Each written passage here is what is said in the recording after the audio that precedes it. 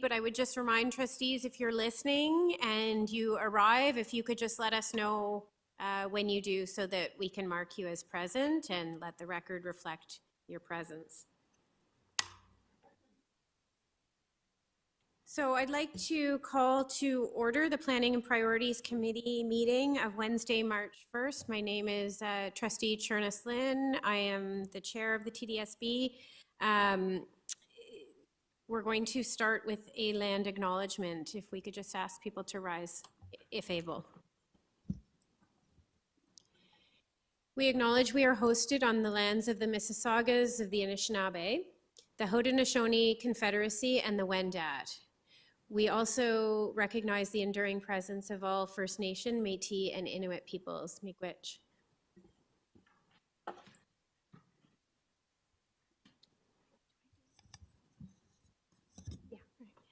At this time, I'd like a mover and a seconder to approve the agenda before you. I see Trustee Laskin and Vice Chair Shan. All in favor, show of hands for this, and then for the rest, we'll use eScribe. Aye. Aye. Any opposed? Aye. Aye. Aye.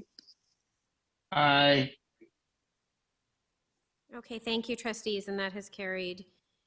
At this time, I'd like to ask if there are any declarations of possible conflict of interest from trustees, now that you've seen the agenda. Although hopefully you've seen the agenda before now, I'm sure you have. But if you could just let us know.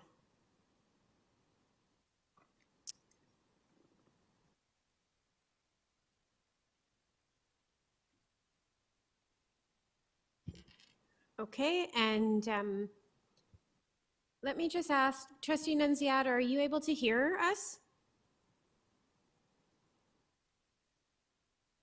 Okay, he has typed in the chat that he's having trouble hearing. Perhaps you want to exit the meeting and then try coming back in. And if not, if you're still having trouble, perhaps just let us know in the chat and we'll have someone contact you by phone. Okay, so moving on, we have a few delegations this afternoon. There are a number of delegations that were also written. There were a couple that were written and they've been sent to trustees in their email. And then we have two oral delegations that we are going to hear this afternoon. So first off, we have Melissa Lawrence from Whitney Parent Council, and this is regarding item number 6.4, the attendance boundary change for Eglinton Junior Public School, John Fisher Junior Public School, and Whitney Junior Public School. Has the delegate been admitted into the meeting? Okay, she's speaking. So the way this works is Can you hear me? Yes, we can. Welcome, Melissa. Okay. You will have 5 minutes. And there's a timer on the screen, so you can start when you are ready, and we will start the timer, and I will let you know when you have approximately a minute remaining. Please go ahead. Okay, all right, thank you so much. Okay, well, thank you for allowing me to speak today. I will be brief because we are in complete agreement with the proposed boundary change. I am, sorry, once again, my name is Melissa Lawrence, and I am co-chair on the Whitney Parent Council. I have 2 children at the school in grades 2 and 4, and a baby who is set to start at the Child Care Center in September. I wanted to thank the TDSB Planning Department, the trustees, and the principals for the thorough and thoughtful work that has been put into the boundary change review. As co-chair of the council, I've been asked to speak on behalf of the parent community and what we believe is the silent majority. Whitney has been under enormous enrollment pressure this year. As the TDSB clearly laid out in the February 13th presentation, Whitney is currently at 112% utilization rate. The school is bursting at the seams, and any flex space that we had has been turned into classrooms. We believe that this is in the best interest of students and staff that the boundary change take effect this September. We understand that there's a group of parents that strongly oppose this proposal. One would assume that these are mainly parents from the redirected addresses whose children are not yet enrolled at Whitney, as all the current students at Whitney will be allowed to stay. We have empathy for the families and understand that change can be difficult. However, we believe that this change is in the best interest for all parties involved and will prevent the children from the Whitney catchment, the Eglinton Junior Public School catchment, the John Fisher catchment from learning in overcrowded schools. So thank you so much for your time, and I'm happy to answer any questions that you might have. Okay, thank you very much, Melissa. I'm just looking to see if we have any questions of clarification from trustees, but I am not Okay. seeing any. So thank you very much for taking the time to speak to us. Thank you so much. I appreciate it. Take care. Okay, have a great day. You too. Next up, we have our second delegate, Julian Heller, who is a community member. Julian, are you there?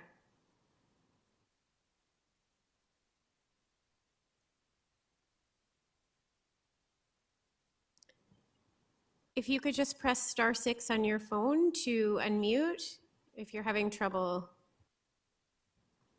Yeah, does that work now? Yes, it does. We can hear you nicely. So the way this works, I think you already know. I feel like you've delegated before, but you have 5 minutes, and there is a clock on the screen. I will let you know when you have about a minute left. And after your presentation, if you could just hold on for a moment in case trustees have any questions of clarification for you. Great. Okay, so please go ahead. Good afternoon, trustees and staff. My name is Julian Heller. I am a community resident at Young Eglinton for the past 30 years. My 3 children attended John Fisher when it was a single stream French immersion center. I'm also a past FSLAC parent co-chair, and I have a 25-year plus perspective on these changes, and there was a time when I appeared regularly before the board, as Mr. Gowdy and Trustee Laskin and others can attest. I participated in the public meeting recently and have reviewed the staff report. And I would like to make comments on 4 topics. 1, the effect on French immersion enrollment, both John Fisher and the continuing question of the redirect to Winchester for French immersion. 2, the continuing proposed exclusion of the 2 buildings at 2221 Yonge Street and 5 Sudan. 3, the unfairness of only redirecting buildings as opposed to homeowners. And 4th, the importance of treating children and families as individuals and communities as opposed to as mere, I'm going to say, widgets to be diverted back and forth. I can say that I am in largely support of the proposal to correct the redirection, but let me just deal with the last issue about kids, families, and communities. They do matter, and so as I say, I support the return to local schools. And in fact, this redirect some years ago, in my view, was flawed and needed to be corrected. But it is unfair, in my view, that only people who live in buildings should be shunted back and forth, while homeowners, such as myself, are treated better. There's no basis for me to be treated better, although my kids are long since out of school. To move to the John Fisher French immersion issue, this was turned a couple of years ago from a vibrant single stream French immersion center, and I see from the staff report that it's now at 67% as a dual track school. The Bannockburn solution farther north was supposed to be a single stream school to replace it, but it has been delayed, and I'm told that it was delayed because of a need for asbestos abatement in the construction. This either should have been known, or if it was known and not revealed, that's a problem. So either it's part of a plan or it's a mess up, but either way, it's not good planning. So what you have now is a French immersion stream at John Fisher. I understand that that continues to be popular, but the English stream is decreasing the enrollment figure to 67%. Either way, these continual changes to longstanding programs, and John Fisher was a vibrant star of the French immersion world in Toronto, and to sacrifice it, the excuse then was that you needed space for English students because there was pressure at Eglinton Public School. Now, miraculously, 2 years later, there's no pressure at Eglinton, and we're going to redirect local students. So there's a need for continuity and not flip-flopping, and there needs to be accountability. On the issue of the French immersion stream, in answer to a question that I had at the public meeting, I was told that the residents of all of the buildings would continue to be redirected for French immersion purposes to Winchester, which is the school, designated school for Whitney students. I note from the SAHA report, the school by home area address, page 88 of the materials, that only one student from Whitney home area attends Winchester in French immersion. So there's obviously a problem. And in my view, the simple answer is that all of these buildings, including the two that are excluded, should be allowed to attend for French immersion at either John Fisher or Davisville, both of which are in walking distance. And so that's an important thing for the health of French immersion, and also to give people an opportunity to attend French immersion. If you offer someone an opportunity to travel 40 minutes by bus to downtown Cabbagetown, and Trustee Williams, I think you'll know this, is not going to be a very viable choice for someone coming from Yonge and Eglinton dealing with all of the usual childcare and family logistics issues. And lastly, on the exclusion of the two buildings, if you're going to correct it for the 10 or so buildings, there's no reason why you can't also add in the two buildings, which is staff reports proposes to continue to be redirected. In answer to a question that I had, staff advised that and showed me a report. It's only at most 3 students per year in either John Fisher or Eglinton, and so those two buildings should be accommodated. So the enrollment models need to be looked at for that answer. I see my time is running out, but I've gone through the point form comments that I had and welcome any questions which trustees may have. Okay, thank you very much, Mr. Heller. You're certainly welcome to forward your remarks to the delegation email address, and that can be shared with trustees. I'm just looking to see if there are any questions from trustees. I'm not seeing any, so I would just thank you for your time and bringing your concerns to us. We will certainly think about what you've had to say. So thank you to both delegates, and I would just, thank you very much, Mr. Heller, and I would just remind trustees about the other ones that were sent to you today for you to take a look at. So moving on, we are at item number 5. This is the report from trustees appointed to the Ontario Public School Boards Association. So this is the OBSPA Director's Report, item number 5.1. I believe Trustee Arts, will you be speaking to this? Trustee Arts. Yep. Yes, thank you. And I will throw it over to my colleagues at the appropriate times for their input. So I just want to keep this brief. I sent a lot of documents today, so I will hope, please, when you have some time, have a look through that. So I'll just go through the summary. So one of the documents, and then included in the email I sent today, was a summary document, and there's some key pieces to highlight, some of them that need action by trustees.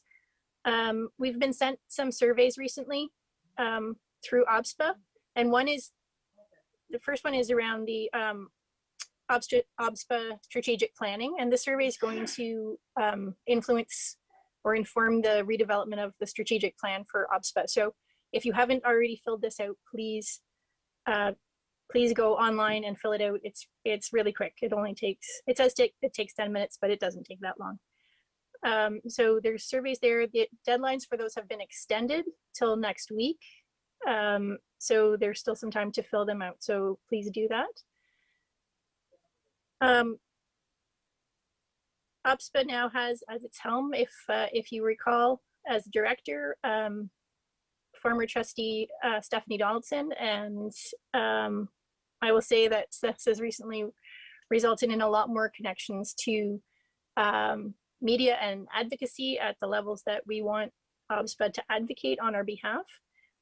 So a lot of media attention came in recently with a letter from OBSPA to the government on lifting the school closure moratorium. And I provided a link to that so you can read it and share it with your communities.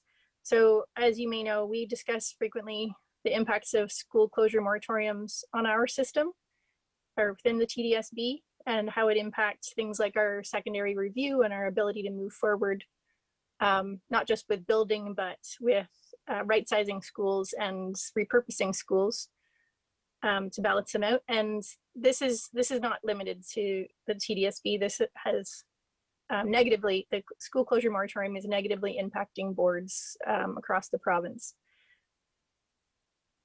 For notice, the 2023 OBSPA Awards nominations are now open. There's a number of categories for which people can be nominated: trustees, staff, students, the public who are education advocates. Please have a look at the different categories to see if you'd like to participate in that, nominate one. The OBSPA website has a site called OBSPA Connects, and this is a kind of like our news landing page. It's been recently updated. It's much shinier, and has the sort of up to date activities of OBSPA there. So lots of great links and resources for you. You should have received a copy of the newly revised Good Governance Guide.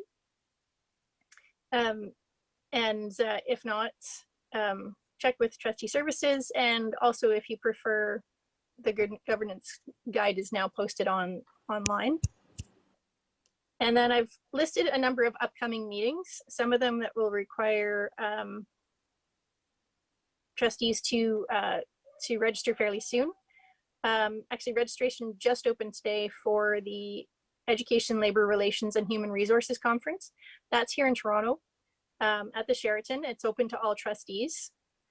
And the next upcoming meeting is the Spring Regional Council meetings. So TDSB is a member of the Central East region of OBSPA, and all trustees are invited to get together in Kawartha at the brand new Friendship Center at the Hiawatha First Nations in Kawartha on April 1st. And this day will include networking and professional learning activities.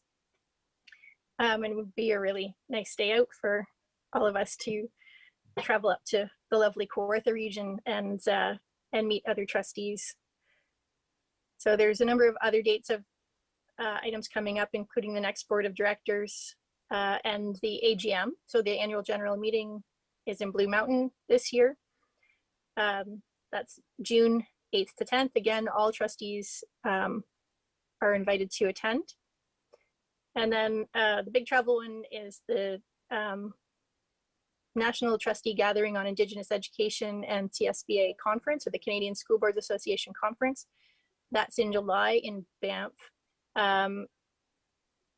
Those travel pieces are going to require, if you want to attend them, they're going to require that you apply to attend professional development through the board. So please work with your trustee liaison in the trustee office to submit that application, and then and all the documents needed for financial approval. So your board of directors, we just had a board of directors meeting this past weekend. I want to send out a huge thank you to Superintendent Karen Murray, who, despite all of her everything going on, came and spoke to the board of directors from across Ontario on the excellent work from the Center of Excellence for Black Student Achievement. It was inspiring, and lots of positive feedback and interest in how other boards can replicate the work that we're doing in the TDSB. I've attached the summary documents and presentations from there. One of the pieces to look at, presentations to look at, is something trustees might not be aware of, is the Ontario Education Services Corporation.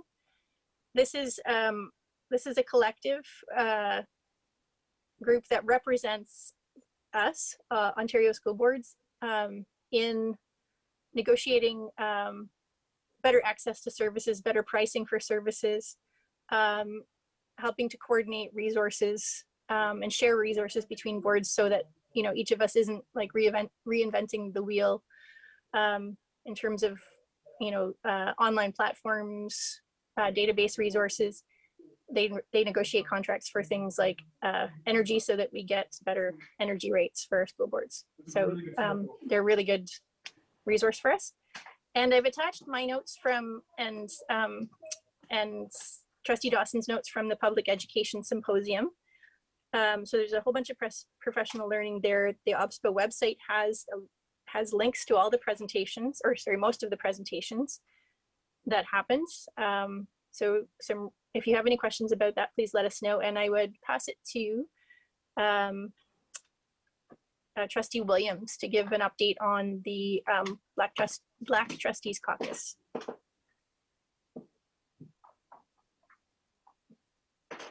Hey, through the chair, thank you, Trustee Arts.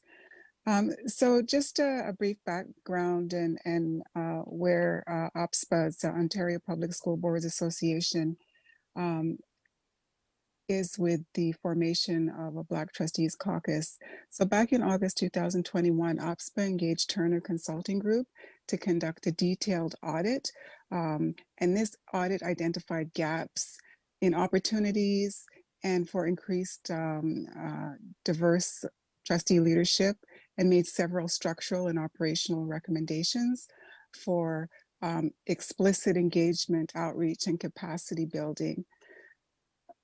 There was a number of meetings and activities that moved that forward. And in June 2022, the inaugural meeting of that Black Trustees Caucus was held on June 24th, 2022. And it was decided that given the upcoming trustee elections, that the group would reserve the formal launch until the beginning of 2023. Just to give you a little bit of a background on the forming of this caucus. So in April 29, 2022, the OPSPA Board of Directors passed a motion to support the Turner Consulting EDI audit recommendations for creation of the Black Trustee Caucus.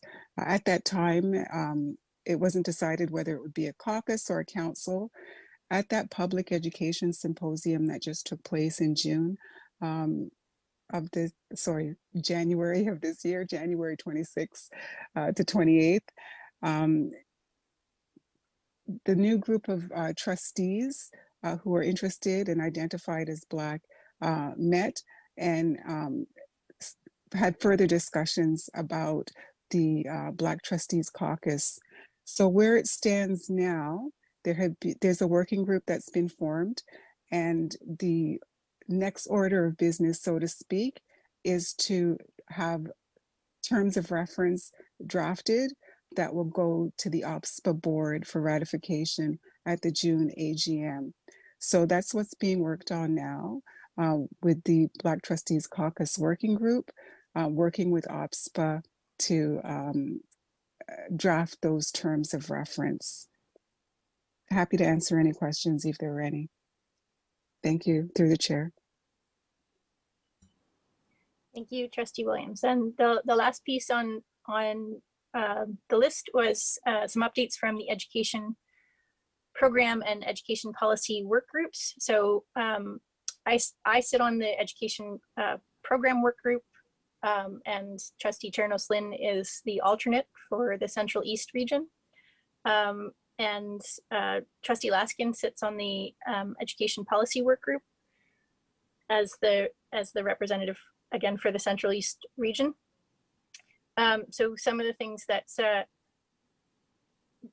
have been worked on there, there's summaries in the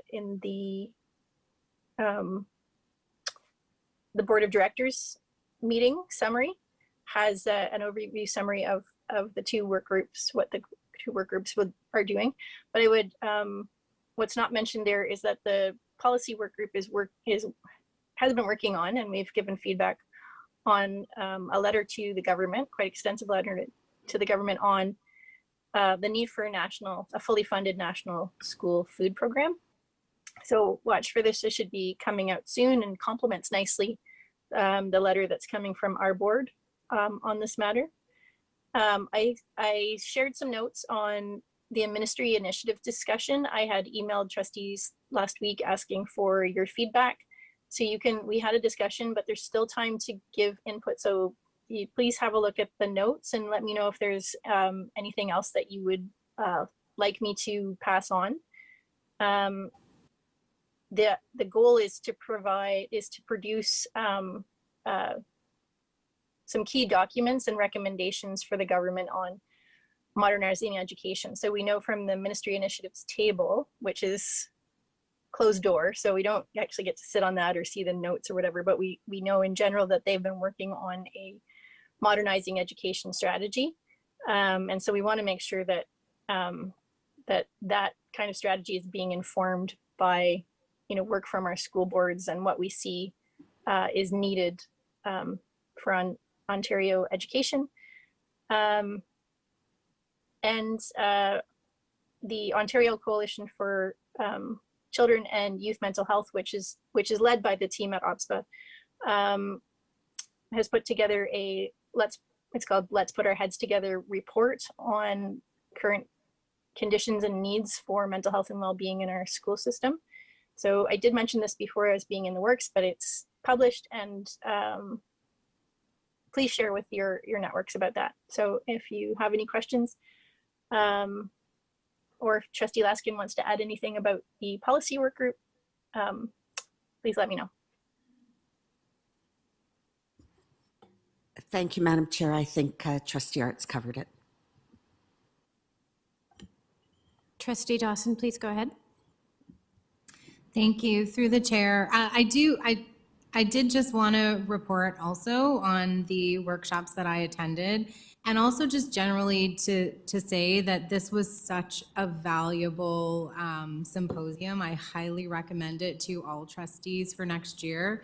Not only were the workshops very practical and applicable and relevant and interesting, but it was just so amazing to meet and network with colleagues across the province and hear about all of the many complexities that affect other school boards. So I did want to just highlight a couple of things that I think are relevant from the workshops I attended. So firstly, I attended one on the Right to Read Inquiry report with Patricia Deguire, who is the Chief Commissioner of the Ontario Human Rights Commission. This is a really important report. If I know there are a lot of new trustees, or if you may not have heard of this report, you can access it on the Ontario Human Rights Commission website. It's important to know that in October of 2019, the Human Rights Commission announced a public inquiry into human rights issues that affect students with reading disabilities in Ontario's public education system. The Right to Read inquiry, which focused on early reading skills, found that Ontario's public education system is failing students with reading disabilities such as dyslexia and many others by not using evidence-based approaches to teach them to read. And that's just a bit of a preamble from the website, but the report does include 157 recommendations to the Ministry of Education, school boards, and faculties of education on how to address systemic issues that affect the right to learn to read. So that was a very, very interesting and valuable workshop. Another one I want to highlight is one called Control F, Find the Facts, Essential Online Verification Skills. And that was, that's a program offered by Civics. Civics is the organization that runs our student election. And this one was specifically about how we evaluate online information and what tools and things we should be thinking about in order to more critically analyze the messages and information that we see on the internet. So I found it very interesting to know that I just took a screenshot of this one slide that says Canadian students struggle to evaluate online information. 79% read vertically, analyzing the post to reach conclusions. Only 6% identified the agenda of an advocacy group. So that's really important for students and for all of us to think critically about is what are we reading on the internet and who is sharing it with us? When we hear from groups, organizations as trustees promoting a particular agenda, what are they about? What kinds of, what is the lens that they are applying to their position or the work that they're promoting? So we did things like reverse image searches, digging more deeply into sources of information, including websites, newspapers, social media accounts. So it was very valuable, and I actually got the information for the presenter, and I'm hoping to bring him to one of my board forums as well. So I'd be happy to share that with trustees if they're interested. It was an amazing workshop. Thank you. Through the chair. Trustee Arts, do you have anything else to add? No, that was great. Yeah, I will say if anybody has questions about the Public Education Symposium, I think between those of us that attended, we actually did go to pretty much all of the sessions. As I said, I'd made some written notes of some of the ones that of the sessions that I went to. But definitely, as Trustee Dawson pointed out, I didn't actually go to those two that she did. So there's, we've all had a bit different learning, and there were some wonderful speakers and resources. So please do reach out for connections. Then these are actually, as Trustee Dawson said, really great topics to also take to your as workshops or information sessions for your ward meetings. And that's all. Thank you. Thank you very much. And I would agree as well. And I saw lots of nodding heads wanting the information on that one in particular, the contact from Trustee Dawson. So we will look for that in our email, perhaps. Okay, moving on. We are at item number 6, which is the staff report. Staff reports. Item number 6.1, Combating Hate and Racism Student Learning Strategy Update. And I do? Maybe I have an old agenda, I'm sorry. And I actually cannot read what's on the screen because my eyes are so small. What am I looking at? Oh, I see, okay. I think I'm working off an old agenda, my apologies. So this is the 6.1 update on Toronto District School Board's anti-hate and anti-racism strategy. And to staff, I'm looking to Associate Director Salmon. Please go ahead. Great. Thank you. And through the chair, good afternoon, trustees. The report that's before you this afternoon is a report that will provide you with an update in 2 key areas, some data that is really, really important with respect to how we as a board moves forward, and will also then outline a strategy that we believe is important in order to improve some of the outcomes for all of our students and support our staff within our system. The first part of this particular report is an update from our Equity, Anti-Racism, and Anti-Oppression Department. Part of what this particular report does is highlight some of the outstanding work that has been done with our staff, with our communities around addressing hate and racism. It talks about the professional learning that has taken place throughout our system, and we are very, very proud and pleased of the nature of the work that has been done with our staff and also with our students.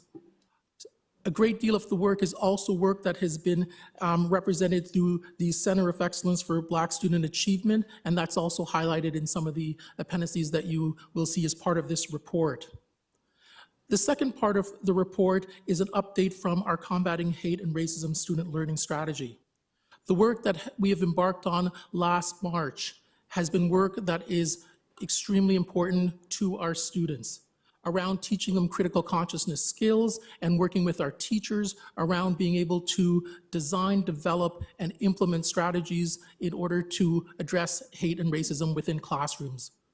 Because so much of the work that we do has to land in classrooms. And that has been part of the focus of this particular strategy over the last year. So this report provides you with a bit of an update on that. The third part of the report speaks to data. It's preliminary data or preliminary findings from the Racism, Bias, and Hate portal. We will ask the Human Rights System Lead to speak to some of that particular data. It's only preliminary data, but I think it's data that's really, really important with respect to providing us with a context around the direction that we need to move. And that is why we are bringing forward to trustees this afternoon a more comprehensive strategy. And part of that strategy is based on the data that the preliminary data that we have looked at. And so it will help to address how we move forward in order to address hate and racism within our system. That's why this document is extremely important, and I'm really, really pleased of some of the work that we have done, but the reality is we have a lot of more work to do, and that's part of what this strategy will also address in a more comprehensive way. So at this time, we have a team of our system leaders who will be speaking with you. I'm going to turn it over to System Superintendent Karen Murray at this point in time to walk us through the report. Karen? Thank you very much. Can we go to the next slide, please? And good afternoon, everyone. So where we're going to begin is introducing how we're expanding the work we've been already doing from the 2 years that were overview that we're providing in the report from the Equity, Anti-Racism, Anti-Oppression team and department, but also from the Combating Hate Year 1 update. And this expansion leads to this overarching umbrella strategy that we're presenting that has 6 pillars: affirmation of identities, student learning strategy, professional learning, school communities relationship, employment equity, and school culture and climate. Can we go to the next slide? What it does is it shows that the work that we've already been doing, as I said, in your appendix, you'll see a fulsome example of the professional learning, the student learning, the work that we're doing in partnership with communities across the district in terms of the Equity, Anti-Racism, Anti-Oppression Department. Next slide, please. And as Audley mentioned, we also highlighted for the yearly update on the Combating Hate and Racism student learning strategy, specific components. And within this, we looked at the classroom instruction. And within that, you will see not only the work that was done across the district, but you also see the work that was done in collaboration and led by the Urban Indigenous Education Center. As well, we looked at student learning and student leadership in that component, and we also paid attention to the parent caregiver engagement and learning as a part of that update as well. I want to be real transparent that we didn't put everything in. There's so much work that was done underneath the strategy over the year, but we picked a few pieces so it aligned with some of the things we're highlighting in terms of the Equity Department. Can we go to the next slide? Most importantly, as we move to the umbrella strategy, we really paid attention to some of the preliminary findings from the Racism, Bias, and Hate portal. So I'm going to send it over to Mahejabeen, if you wouldn't mind entering here and bring context. Thank you. Can everybody hear me? Yes, Mahejabeen, you sound well.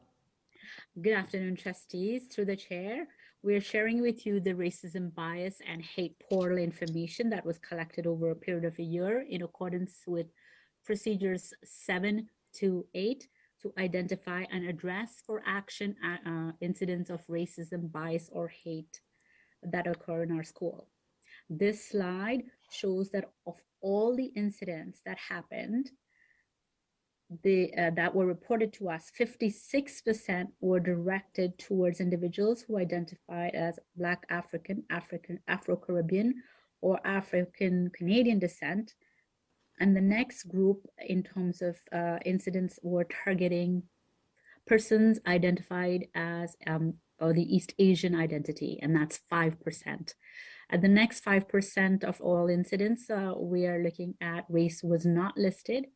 And the next category is 4% anti-Asian identities, 3% anti-Middle Eastern identity, and so on. So this data sets out, based on racial group, what kinds of incidents we've observed over the last 1 year. If I may have the next slide, please. This slide also is part of the Racism, Bias, and Hate portal data and shows of all the incidents that were reported, 7% were anti-Semitism, 3% Islamophobia, 0.4% creed or religion was not specified, 0.2% anti-Christian, 0.1% anti-Indigenous spirituality, 0.1% anti-Hinduism, and 0.1% anti-atheism or agnosticism.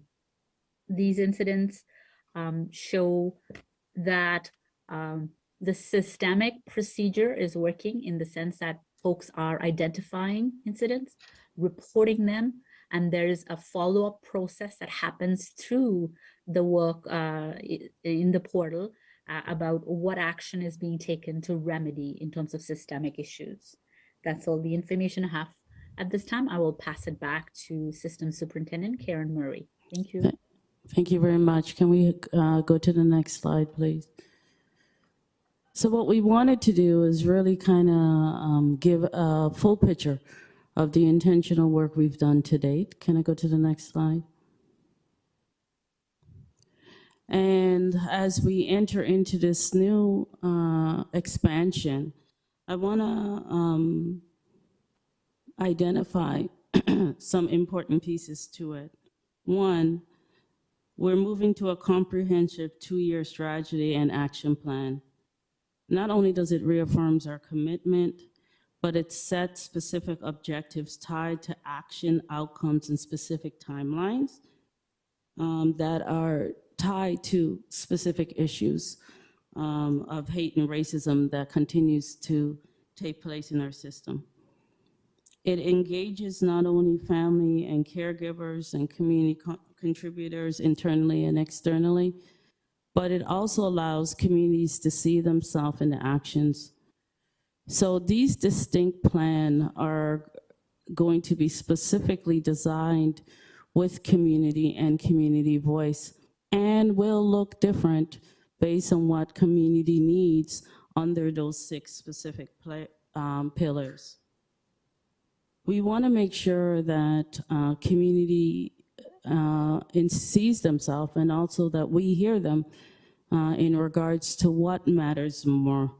So maybe a specific community may need professional learning to be the area specifically tied to work that we need to continue to move forward with. And what that professional learning looks like will be in collaboration. So I'll stop there for a minute and receive any questions, and we do have a team. I'll send it back to Associate Director Salmon. Thank you so much, Karen, for that overview. We also have an entire team that is represented also online, from System Superintendent Tanya Sankt to Jason Candicari, who is the CAP Centrally Assigned Principal System Lead in the area of equity, and Salima Kassem, who's the Centrally Assigned Principal for Equity, Anti-Racism, and Anti-Oppression, and Jeffrey Caton, who is the CAP for the Center of Excellence for Black Student Achievement. So all of these individuals are here this evening to respond to any questions. But I think the other part of it is the fact that as we address hate and racism within our system, the expectation is that it's not simply one department. It's not senior team. It's not trustees. It's all of us. All of us have a place or a role to play in how we address this and how we move forward. Without all of us engaged, we won't be able to get there. But collectively, we will. So we look forward to any questions that you may have. Thank you. Thank you to the team who are working on this. We do have a number of questions or trustees who have put their hands up with questions. But before we do, I just want to confirm, it looks as though we have a few trustees who have joined the meeting in the last little bit. So trustees Patel, D. Davidis, and Sriskandarajah, if you could just let us know if you are indeed in the room. Sriskandarajah present. Thank you. Trustee present. Thank you. I'm here too, Chair. Okay, thank you. And have we missed anyone else that has joined since roll call? Through the Chair, Trustee Nunziata's here. Okay, I'm glad your sound is working now, Trustee Nunziata. Okay, so we now have that order of business out of the way. We will get going with questions. First, we have Vice Chair Shan, who will be followed by Trustee Laskin, then Trustee Dawson, then Trustee Rajagulasingham. So please go ahead, Vice Chair Shan. Thank you, Madam Chair. I have a lot of questions, so I'll try to see if I can fit it into one round. First of all, I want to thank all the staff for doing this work. This is very difficult work in the circumstances and the resources that are provided to do this work. So very appreciative of the commitment, passion, and the work that gets put on equity, anti-racism, anti-hate work. My concerns as I raise this around, I always say we have to evaluate progress by the magnitude of the problem. And the magnitude of this problem is huge. So, that's why my questions would be around some of the things around how do we see this progress. So let me start with the portal first. And there's about 2,248 incidents reported. And so just first question is that I have a set of questions, maybe I'll ask together, and because in order to save my time. Is there a reporting distribution around learning centers or some form of geography that we can get in addition to the specific type of anti-hate racism and so on? That gives us a little bit more information. Is there data that can tell us how many of these incidents are student to student, how many are student to staff, how many are staff to student, how many are staff to staff, and how many are staff to parent, and how many are parent to staff? Because these informations are critical. So I would like to know if we can get information around that. 2,000 is a good enough sample for us. I know this is probably underreported, but at least we can have some information on that. Now, is the community aware of this process? I know, just to also confirmation that the reporting has to be done by the administrators of the school, I'm assuming. So does the community know if they can ask a principal that if an incident happened, has this been reported in this portal? For a community member to do that, a student to do it, or a parent to do it, it will need to be known to the community. So what steps have we taken to make sure that this particular portal is known to the community? And then I also want to clarify if the principal indeed, like a couple of examples we've seen in the last 1 year, is the person who has perpetrated hate or racism or bias, what is the mechanism? Can we, vice principal, or who gets to do that reporting as well? So I'll stop with that. These are all related to the portal.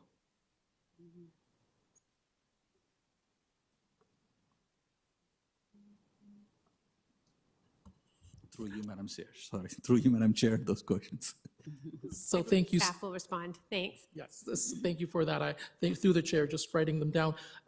Based on the 4 questions that you've just outlined, I'm going to ask the Human Rights System lead, Ms. Ibrahim, to respond to the first 3 with respect to how many are students to students, staff to staff.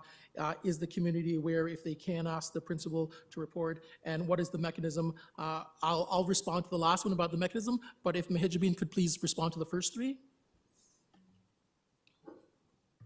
Through the chair, in terms of the distribution, that will be a part of the more fulsome report in terms of distribution by LN and specific type. In terms of who the incidents are among, it's mainly students, but I don't have more data than that, so it will become a part of the fulsome report as well. And in terms of who asks this protocol and portal communication happens at the school level, and all staff are supposed to report those incidents into the principal, and the principal puts them in the portal. If the principal is involved, if I may respond to that one, then it would be escalated to the next level up. And that's the information I have for you at this time. Thank you, through the chair. Thank you, Mehrabeen, for that. And I'll just outline a little bit of what Ms. Ibrahim has outlined around. I'll pass it back to Associate Director Salmon. Thank you. I'll just respond to the latter part of it with respect to if it involves the principal. The reality is that when incidents take place, if the principal is involved, there are also other individuals that are usually involved, whether or not that's a vice principal, a teacher, another staff member. It's reported to the superintendent. It's reported to our equity and anti-oppression department. It's reported to the superintendent. The expectation is that collectively we follow our procedures and our process. And so no one person should be able to simply stop that process from continuing, because there's accountability at all levels. And to my opening statement, at the end of the day, addressing hate and racism is every single one of us. That's the expectation, and every one of us has a level of accountability. That's where we're moving towards. Thank you. Thank you, Madam Chair. Through you, a couple of questions that I got, because I asked a whole bunch of questions. I understand some of them would be lost.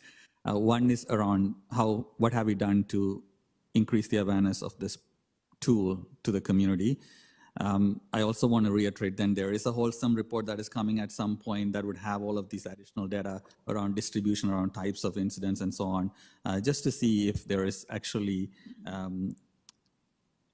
if it is everybody's responsibility and everybody is not reporting into this, there is a bit of a channel and a bottleneck.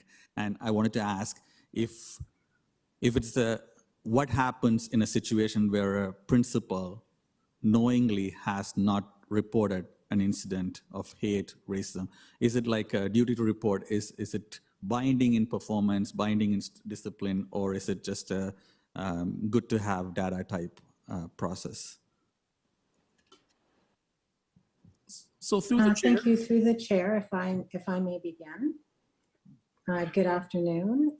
Through the chair, the Racism, Bias and Hate Portal was developed through the TDSB to accompany our then, at the time, new human rights procedures and policy.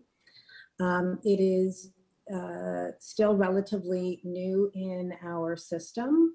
And I wish I could guarantee that every incident of racism, bias, and hate, A, is reported and B, is entered. We are still working through ensuring that discretion that individuals may feel that they have for one reason or another, not all, with poor intentions around not following policies and procedures, that everyone knows that if the matter, regardless of the matter, it needs to be put into the portal or reported to the Human Rights Department or reported to Employee Services. So there are a number of mechanisms for reporting incidences based on the type of incident, but it should be entered into the portal as a starting point. I would also say, with regards to the data, there is the annual human rights report where the data is explained in a more detailed manner, and that report will be forthcoming as explained by System Lead Ibrahim. And then lastly, I was going to address something else. I wanted to just speak to the fact that the portal, because it is not yet a perfected piece of software, doesn't always give us immediately the kind of information that the trustee is asking for. And there is some work behind the scenes that needs to be done in order to ensure that the data we are presenting is as accurate as it possibly could be. Once we are able to perfect the software, we will be able to report more regularly to trustees about what we're seeing as put through the Racism, Bias, and Hate portal. Thank you. Thank you to the staff, through you, Madam Chair. I have three questions in my first set, so I'll throw all three questions out, and then maybe in the interest of me finishing off my time. The professional development sessions that are listed, is it possible to know what the uptake level is, which sessions are being uptaken, which ones are not, how many, any demographical information around, are they young educators, are they experienced educators taking this, and would be helpful to know what level of engagement and what topic is being subscribed to and where the focus could be. That'll be fabulous to have. As clearly seen through this limited data, anti-Black racism is quite prevalent, quite rampant, quite a serious issue.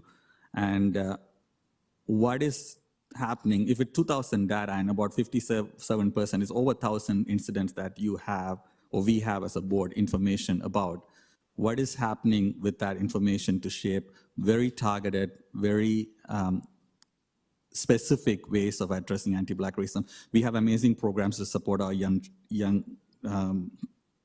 students in our program, but in terms of holding these folks who might be perpetrating anti-Black racism, both within the system as staff, as well as students and parents, what is the form of accountability? And final question I want to ask is that, how is this strategy different, better than what we were doing?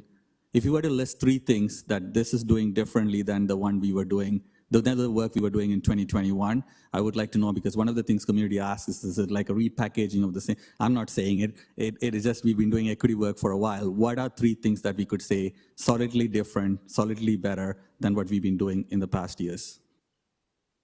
Thank you, Madam Chair. So thank you through the chair. I'm going to turn it to System Superintendent Murray. So I'll start with the first one, which is, do we know, based on our professional learning uptake? Yes.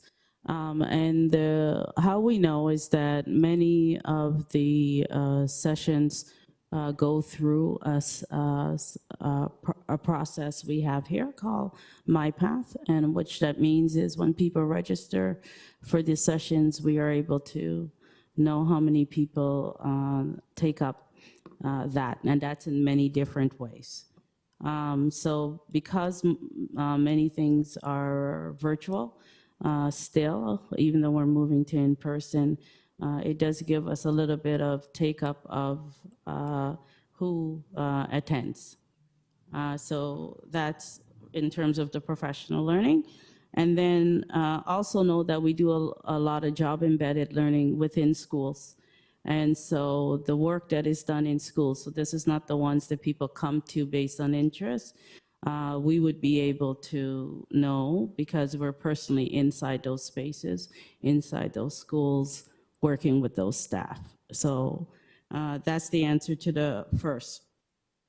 What makes this different? Well, one of the things that feedback has come with is around community feel that we're holding a lot of the design, a lot of the direction of where it's going. And so one of the commitment we're making is to move to that internal, external collaboration so that people can feel that they see themselves. Every time they come, they're like, why did you choose this group? Why did you not go in this direction? We don't really see ourselves. So we're trying to honor that feedback. So I think that's one I can specifically say. Second, we know that this is about what happens in classrooms, what happens in schools. When we're really using the information from the portal to guide us. And so if we know this is student learning, then how then do we ensure that their voices are built in? So it's not that we're not working with adults, but it's how do we work with adults in service of students, and how do we work with the students to be able to be part of the process, their actions and response. I think I could end there. And through the chair, if I can Hold just on, I think mention, Pauline wanted to say oh, something. I'm not sure if Director Russell Rollins wanted to speak to it because I had one more point.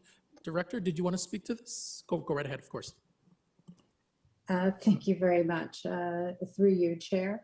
If I were to summarize 3 things that we have done differently First of all, it's professional learning that is often co-led with communities and scholars directly to staff, addressing various forms of discrimination and hate on a consistent basis.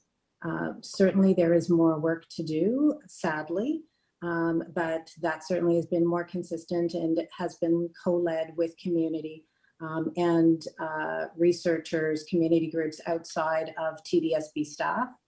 There is certainly greater accountability in all of its forms through our human rights policies, our human rights procedures, the racism, bias, and hate portal, and more follow-up after incidents. Again, this is not yet perfect, not yet as consistent as we all know it needs to be, but we are certainly in a different place than we were 3 years ago. And then lastly, as System Superintendent Murray said, there is more student education. 3 or 4 years ago, it was primarily teacher and staff education. And sometimes there was a gap for obvious reasons in not getting into classrooms connected to curriculum to students. And we have certainly made strides in that area. And as you can see from this report, there are teachers who are creating lessons aligned with the curriculum, because that's a really important next step for us.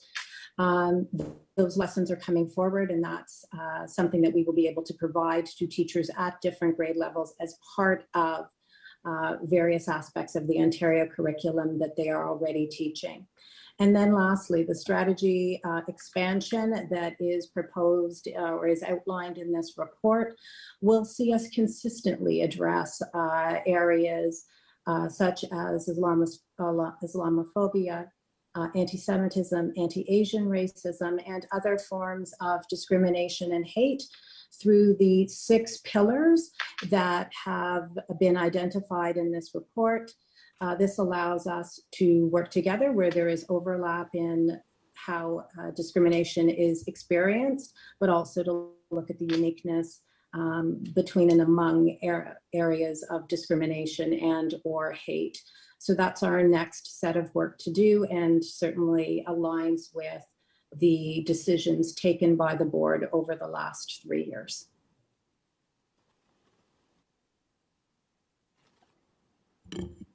Okay, thank you very much, Vice Chair Shen. I think you were at the end of your 5 minutes, so we were going to continue on with our list. We have Trustee Laskin up next. You, Madam Chair, my questions really build on Vice Chair Shen's comments, and because he hit a lot of the issues that I also wanted to have addressed further. First of all, I want to thank staff. We've come a long way since we moved this motion in 2019 to actually begin to collect the data, because you have to name it in order to address it. We, anecdotally we would hear, but the portal itself is incredibly important. And you're right, it's only actually been 1 full year of data since it's been implemented, because it really was just in 2021 that people started to use it. And this report only covers off till the end of August. So I am looking forward to that more detailed report. And here's a few suggestions or questions I have for that report. So in terms of the data, the 56%, the 7%, the 3.1%, it really has to be in context in terms of the demographics of our student body. So 56% of what, right? 7.1% of what? So I really think it would be important to go more into the data and the demographics. And for example, the last survey detail that was available, and we're doing a new survey now, but from 2017, our Black student population was based at 11%. So you have, that's, 14,000 students affected if you really look at 56% of the 243,000 students, et cetera. So these are significant numbers of kids being affected in the system. So I really think we have to understand what it actually means for kids at school. So I think that additional layer of data would be really important. The other thing that I think would be really important is understanding what it is. Is it graffiti? Is it people saying things to each other. Like, I think we need to understand real examples. Was 50% of that, graffiti? Was it 20%? Was it in words that were said, inappropriate language? Or I really think we have to understand what it actually is. I think that would be really helpful for that report. And then the other thing is what happens? And I know when we made the motion at board, part of it was each one of these incidents has to have an educational component attached to it. So I think we really want to know, like, are all these referrals going to the equity department? Are they tracked? How quickly does the education happen? Do schools have to wait months to get somebody to come in? So I really think we need to understand the whole process of from when it's reported to how it's dealt with. And it would be really important, I think, to understand if our equity department is equipped to deal with all of this. And that's where our external partners come in. So I know, for example, an issue of anti-Semitism where somebody does a Heil Hitler, we do bring in a program that can happen very quickly because we need to use our community partners in order to address, because the magnitude right now is so extreme. And then in the other piece is there regular PD for new administrators and superintendents on PR 728? To Vice Chair Shen's point, I mean, our administrators change over really quickly. How do we know that everybody knows what to do? And is that regularized in a sense in terms of our administration? I know I'm going to have to go back on the list, Madam Chair, because I have too many questions. In terms of the tool for professional learning opportunities in the conversation series, these are great, but we have 40,000 employees. Some of these sessions are for 35 people. I mean, how can we really affect the change so our own staff park their biases in order to support the students in the classroom? And this is all voluntary, right? So how do we really work to engage our staff in this work to really make the change? And so, Madam Chair, I'll go back. My 5 minutes is up. Please put me back on the list. I have more comments. Okay, are you looking for a staff response, though, to some of your questions before, Sure. I'd love that. Move on? Would staff be able to respond to some of the issues raised by Trustee Laskin, if appropriate? Thanks. So through the chair, thank you for those questions. And they're very good questions that they're things that we have certainly thought about. With respect to the data and the context, I'm going to acquiesce to System Lead Ibrahim on that particular question. But I think that you're right, the context actually does matter. And keep in mind that this particular report is just a synopsis of the actual human rights report. In that particular report that will come out, it will provide you with a lot more detail and information and with respect to the data. So Mahijabin, do you want to make any comment around that? Through the chair, thank you. I have a second device ready just in case my internet deserts me again.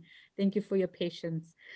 So in terms of the data we're seeing right now, we know that 56% of all the reported incidents, which were 2,248, were anti-Black racism.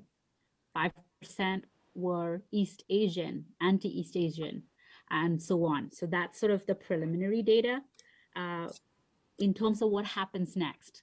So what was something that I wanted to share with you was about the process. So the system, the RBH process is designed behind the scenes to identify and warn people that something's happened. You need to follow up.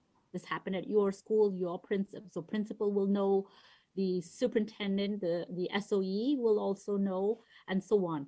And it clues people into that there is a report in the portal. You can't miss it so easily because there'll be an email sent off saying, you've put your report, what are you doing next? And it also clues people into the next steps, because the ultimate goal is not only to identify, but as you correctly said, to respond to these incidents and to look for both kinds of responses, individual responses and systemic responses.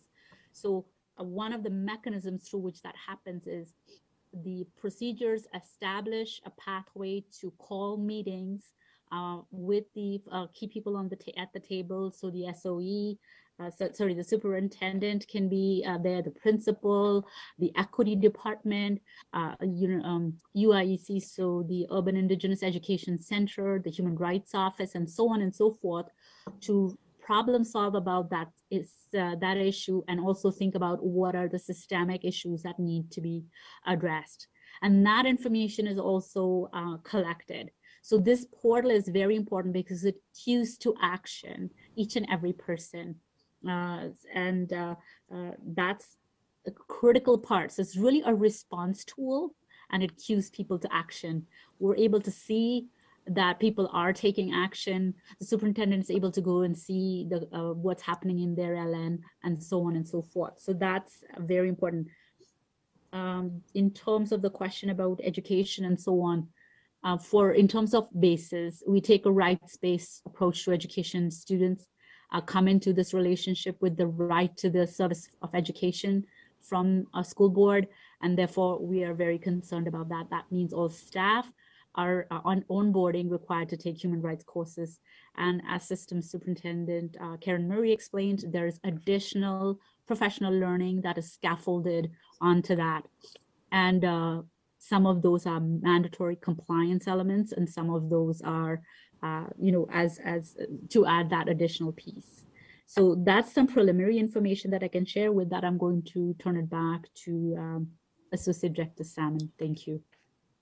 Thank you so much, Ms. Ibrahim. I'm going to call on Director Russell Rollins, and then after that, Centrally Assigned Principal Kassam to make reference to the equity referral process. Director? Thank you very much.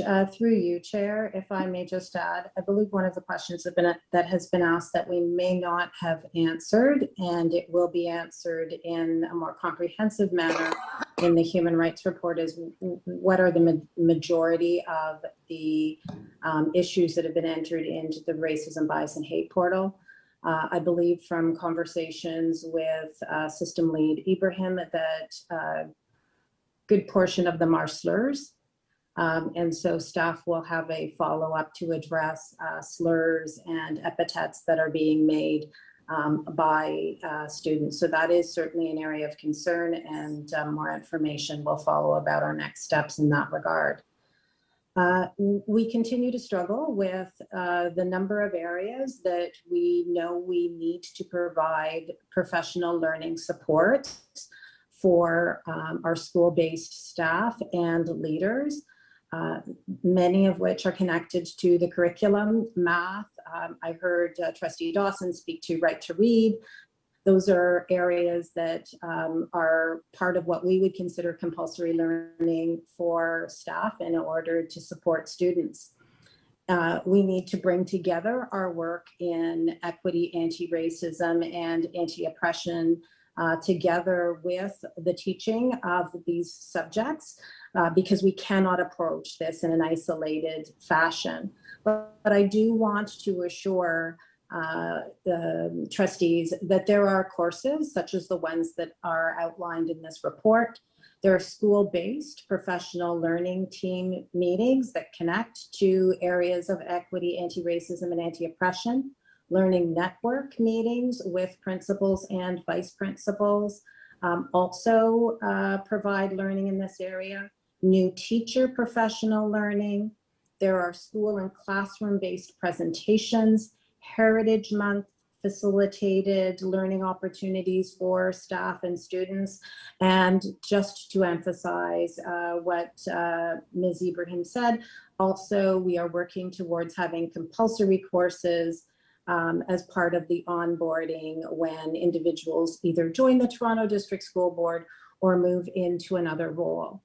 Our biggest strength is that we are 40,000 people strong in the Toronto District School Board, but it is also a challenge to ensure that there is consistency of learning on an ongoing basis, given some of the challenges that we're facing whether that is a high degree of absences and limited numbers of vocational teachers, as well as a limited number of designated professional learning days. Thank you. Back to you, Chair. Thank you very much. And Trustee Laskin, did you want to go back on the list? Okay, thank you. So I have started a second time around list, and I'm keeping track of that as well. Next up, we have Trustee Dawson, who will be followed by Trustee Rajakula Singham, then Student Trustee Shafkat, Trustee Hassan, Trustee Sriskandarajah. I would just like to note before we move on that it looks as though we have two more trustees that have joined the meeting, Trustee Lee and Trustee Wong. If you could just let us know if you're in the room. Yes, Madam Chair, I'm here. Madam Chair, I am virtually in. Thank you. Thank you. Okay, and just a reminder to trustees to please let us know when you join the room so that we can have the record reflect that. Thank you. Okay, over to you, Trustee Dawson. Please go ahead. Thank you. First of all, I just want to say thank you so much to staff for doing this work in general and for this report. I have been closely following the human rights work for the last 4 years.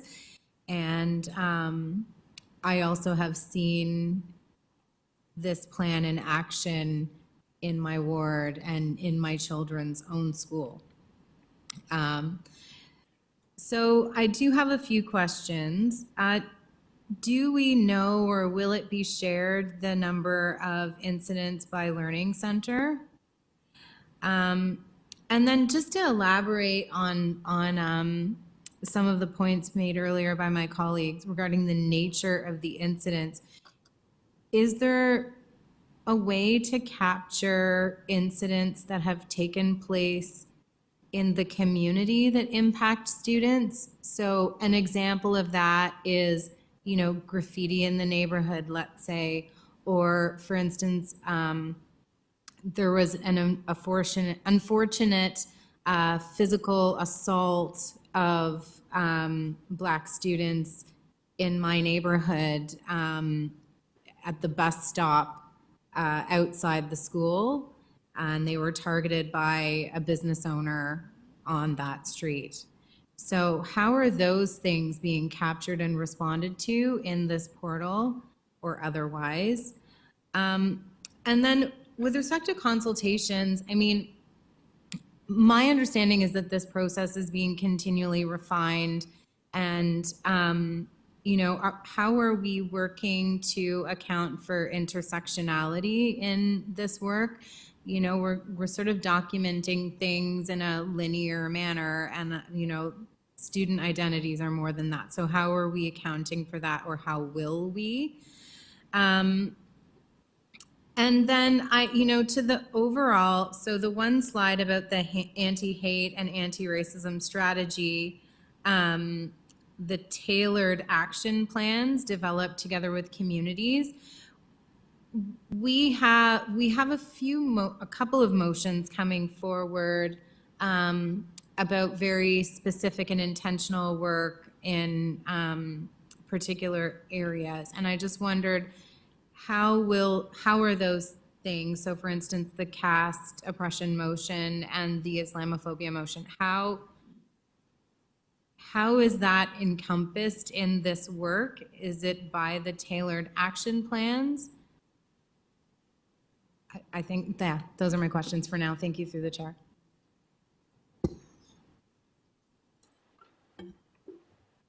Thank you. Over to staff to respond, please. Thanks. So thank you for those questions, and through the chair. I'm going to start in reverse order with respect to some of the other motions that are coming forward. I don't want to speak specifically about any one of them, but I think part of what we want to do is we've provided trustees with a comprehensive strategy, and we have identified, based on the data, the key areas that we know we need to do better in around addressing hate and racism.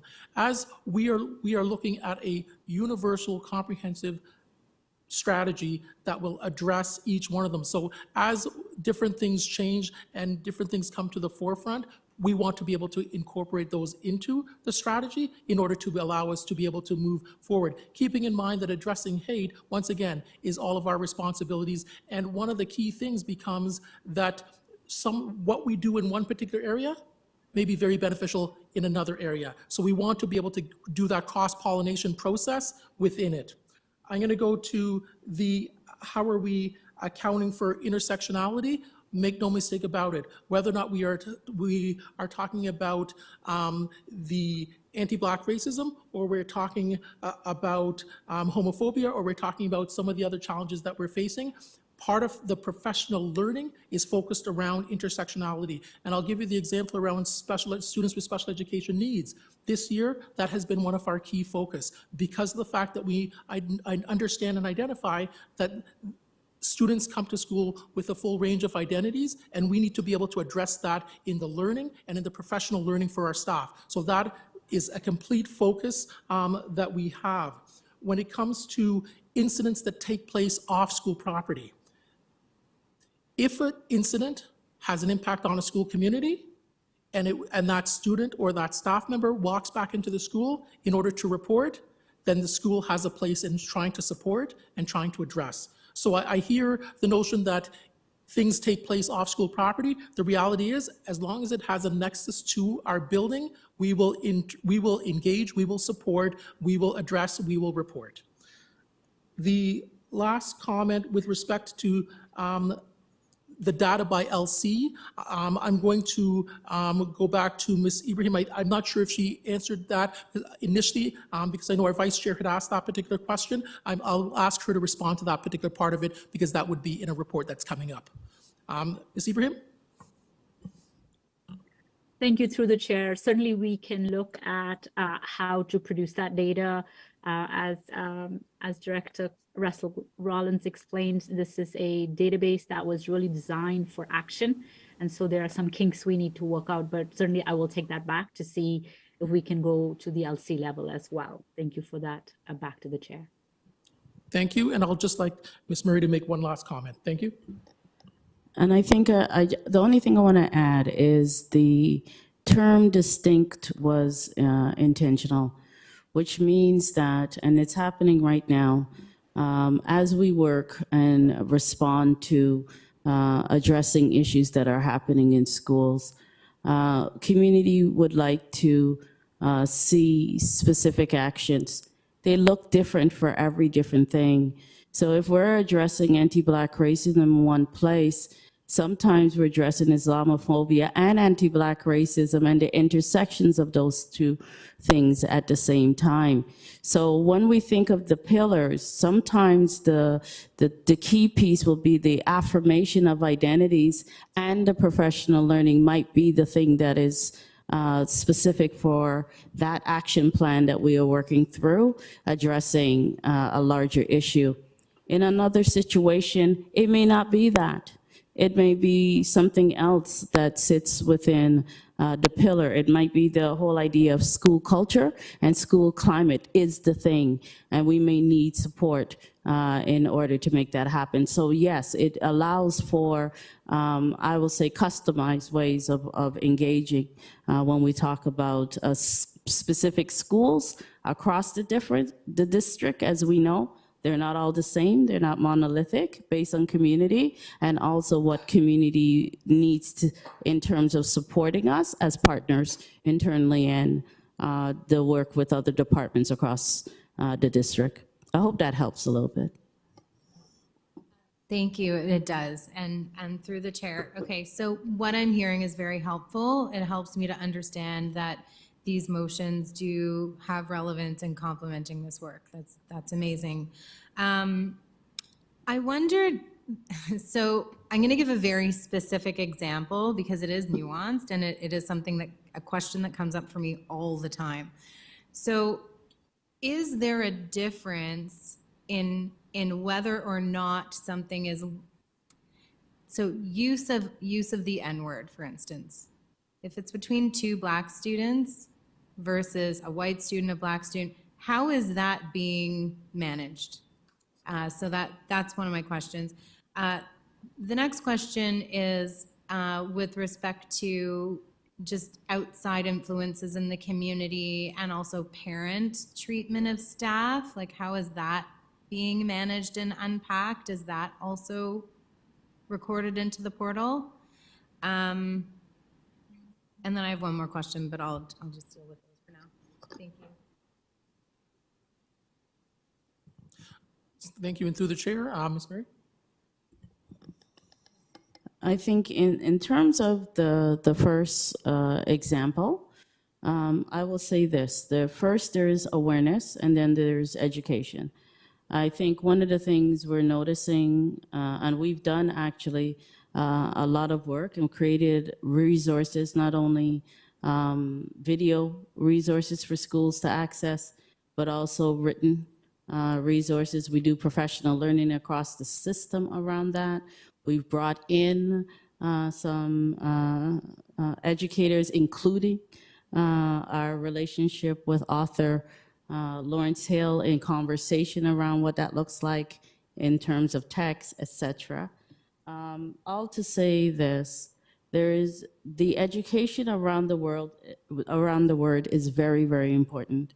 People understanding what it means in terms of what does it mean when it's said in a certain context, when it's said within the context of community take back, and when it's said in general in terms of a schooling climate and culture.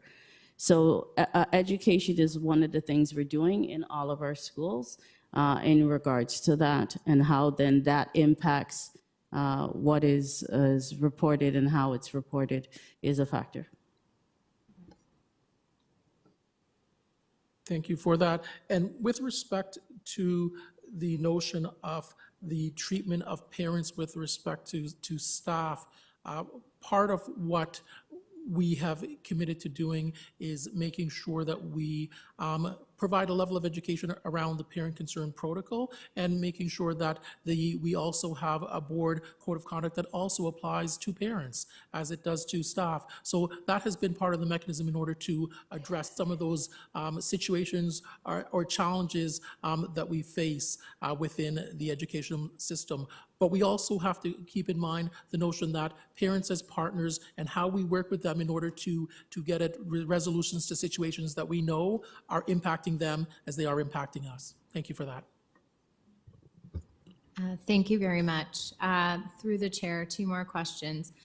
So the first one is, in my communities where I'm seeing this work really well done in general, outside of portal reports, those schools actually tend to have the most portal reports. Even though they're doing some really deep equity and anti-racism work in the schools, they seem to not shy away from putting reports in the portal. I am worried or more concerned about the schools that have very little reports and their principals being under the impression that the issues don't exist.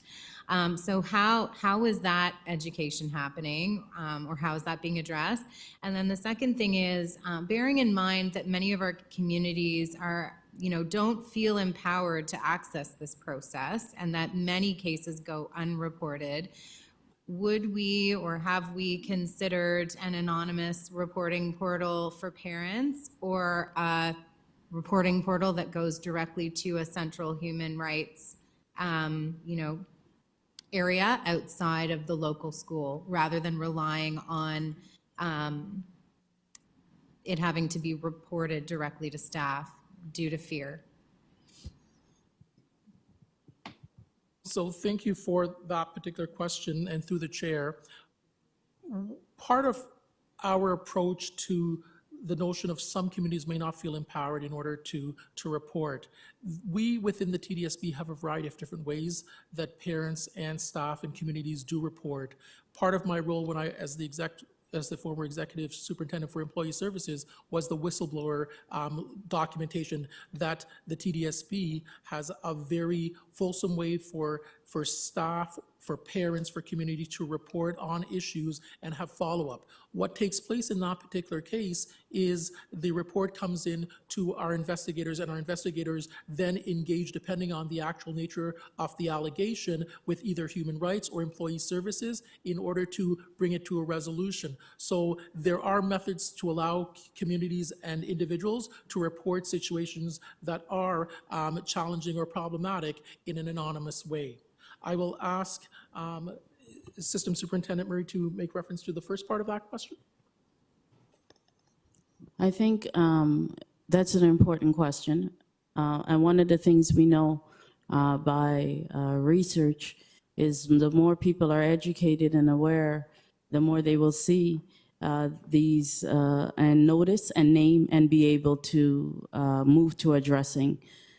So your point is valid, that sometimes the numbers may look a certain way in certain schools because they're further along on the continuum in terms of engaging in the work. So things that they may have previously not think it was a certain thing, they are now more aware. And once you notice a name, you can't pretend you don't see. So your point is very, very valid, and it's one that I think we could move away from this moment and write down as the next step.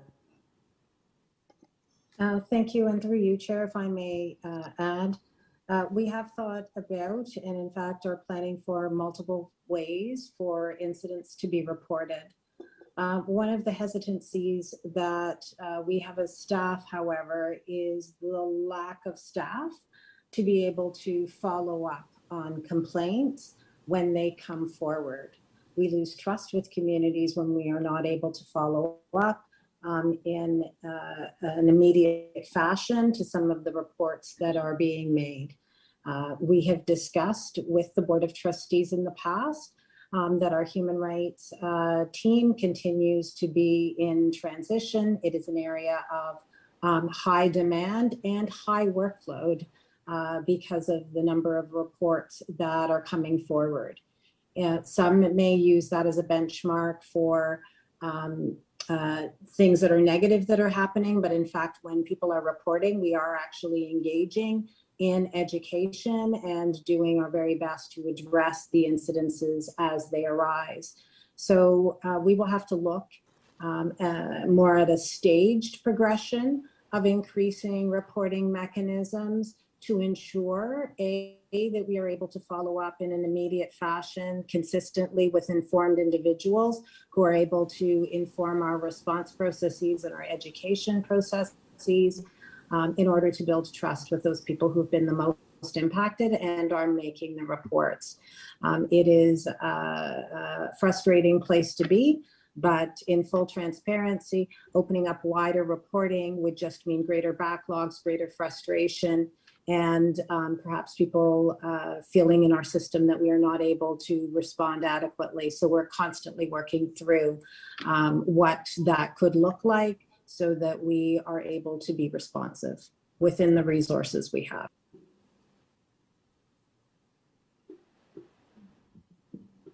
Okay, thank you very much. Trustee Dawson, you were out of time, so I'm going to move on down the list. We have Trustee Rajakulisingam. Please go ahead. Thank you, through the chair. I want to thank staff for such an important report, because what we learn from this report will then inform how we do curriculum, parent and caregiver, student engagement, working on school improvement, school climate, and so many other important areas. Obviously, it highlights a lot of information that we already know, and it really proves that how bad anti-Black racism is in our system. Seeing that number of 57% is very alarming, and it highlights what we already know, but also informs what we need to do, how much more work we need to do in that area. I had a question about the portal, but it was already answered, and I kind of want to echo something that Trustee Laskin said about naming it in order to act on it. So looking at some of these categories, so I know I've mentioned this before, not to sound like a broken record, but looking at kind of that grouping of South Asian, East Asian, Southeast Asian, would we ever consider breaking down this group further? Because again, these are, looking at Asia, a continent with billions of people living there, and just multiple nationalities, languages. So would we ever consider further breaking down that group, maybe even by maybe country, if identity or cultural racial group is kind of too complicated? So my first question is, are we ever going to, at any point in this process, would we break down that group? Because when it comes to racism bias, racialized folks are at the brunt of that. So that's my first question, if we would ever break that group and break it from a homogeneous group into kind of more area specific. Thank you, and I'll defer to System Lead Ibrahim. Through the chair, in terms of breaking the category down further, under the Human Rights Code, we do have additional categories. So we do collect information on place of origin and ethnicity. So it is broken down further, and also looking at overlapping categories. In terms of breaking out those specific racial groups, you make a good point there that these are communities of communities. They're not a single community, even in that group. There are many communities, many diverse communities in those groups. And we take our guidance a lot from the work that the Ontario Human Rights Commission does to lead us in how we work and analyze human rights data, and also what other school boards. So that's a good point about breaking things down and how far we go. And so I'm happy to take that back to discuss further. But in terms of immediately, I can tell you we definitely do break down based on place of origin and ethnicity. Those are the related grounds. Back to the chair. Through the chair, I appreciate that, because looking at it, some folks come as refugees, others as folks with generational wealth, access to that, and they may be from the same country, so it's not the same experience. It's about further breaking it down. My next question was on caregiver engagement. Oftentimes, and I'm speaking specifically to communities where English may not be the first language. So looking at caregiver engagement, oftentimes for these communities, it just means translations. But I don't think that's going to ensure accountability, for example, in this process. And I'll give two examples. Just in the last week, I had one family reach out saying that their son was bullied. They went to the school. They can't speak English, and they weren't offered a translator when they asked for it. That is alarming. Another situation, there was a family where a suspension was issued. There's an outside agency involved. It's very serious. The family is very scared about their son's future. And again, the only thing that was communicated to them was that the son was suspended. Nothing about this process, nothing about what they can do, nothing about, hey, let me look for another community organization that can support you and provide you with legal advice. And I think sometimes people prefer these communities to work in because they're quiet and the community doesn't complain. But if we put together a lot of our families that don't speak English at home, they're not a minority group. That makes a large majority of the kids we serve. And looking at this report, Islamophobia, East Asian racism, Latinx communities, these are communities that may not speak English. So have we ever considered, when it comes to, for example, reporting this process and a parent protocol process, have we ever considered targeted community outreach where maybe board-wide we're offering information sessions on this process in a specific language? Because I don't think handing a piece of paper with certain lines translated or referring a parent to a website is enough. And I've said this so many times in different meetings, but we really need to do better when it comes to community engagement, especially in processes like this that are really crucial. Because I'm wondering how many of these cases are happening but are unreported because families don't know about this process.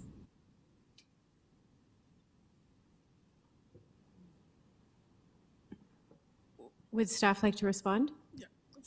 Thank you, and through the chair, I think that when it comes to what this particular strategy is about, and you hear it, it's etched in so many of the letters and words on this page.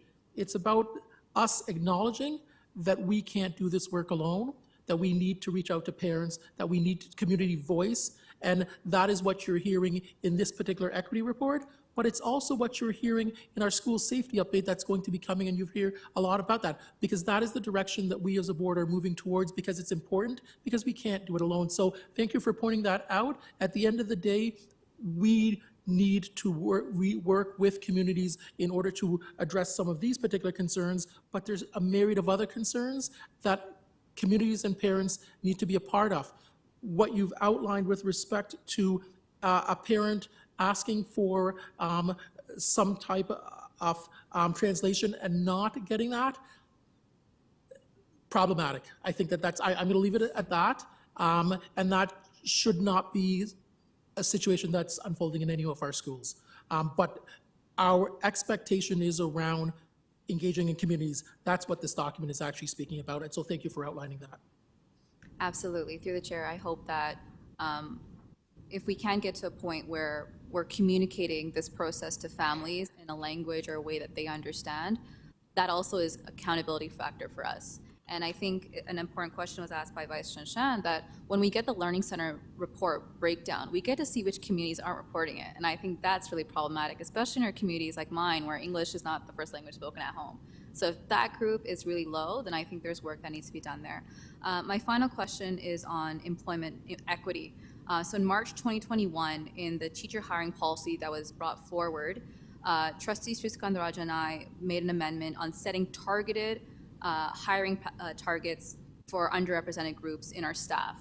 And there was an update that was supposed to come, and staff may not be ready for that answer right now, but just wondering when can we expect that update? This came out in March 2021, and we haven't heard back yet, so just wondering, since employment equity was up there. Through the chair, and thank you so much for the question. We met this week around this very issue, and because it's actually really important. And I remember the conversation that took place at that committee on that day, and it was with respect to the PPM 165 and the teacher hiring policy, and we made a commitment to trustees in order to move forward. Part of what we are looking at right now around the targeted identifying target groups around that teacher hiring policy in order to be able to make strides forward. Part of what we're doing right now is we need the information with respect to the staff census that 80% of our staff engaged with, because that will help how we move it forward. And the second piece, it's the student census. So those two pieces of data will help us definitively be able to set appropriate targets that we can identify based on communities, based on schools, based on locations, in order to move forward around the employment equity part of it and the teacher hiring part of it. So it's something that is actually very near and dear to us at this point in time, and make no mistake about it, we are working on that. But I certainly appreciate it has been a lot of time, and there is a great deal of expectation about that. So thank you for that. Through the chair, thank you, because we know that, imagine if we increase that representation in our schools, a lot of the issues we're having where a parent couldn't communicate something, a teacher could come to the office to do it. A teacher could communicate this process, so that teacher can be that advocate for that community. So I think it's really important that targeting employment equity with specific hiring targets would be really helpful. Thank you. Okay, thank you very much. And moving on, we have student trustee Shafkat. Please go ahead.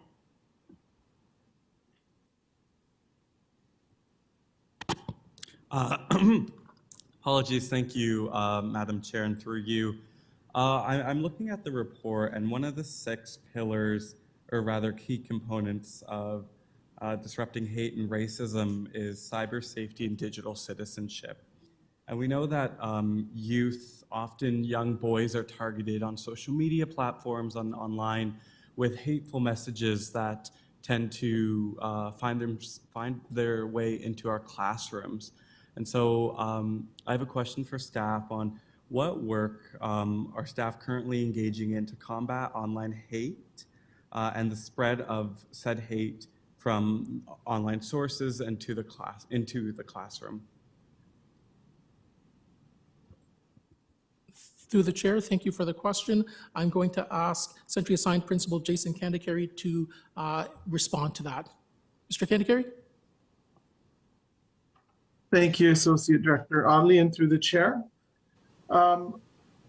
We have been doing work through the Combating Hate and Racism strategy, specifically aligned to digital citizenship.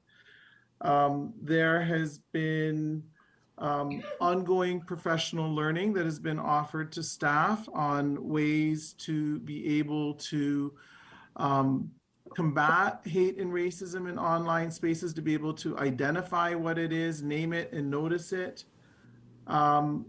There has also been work to better align the system-wide work in digital citizenship to critical global competencies. So last year, trustees may recall, there was a motion passed to re-envision the global competencies to better reflect Indigenous worldviews, truth and reconciliation, and our system commitments to United Nations Declaration on the Rights of Indigenous People.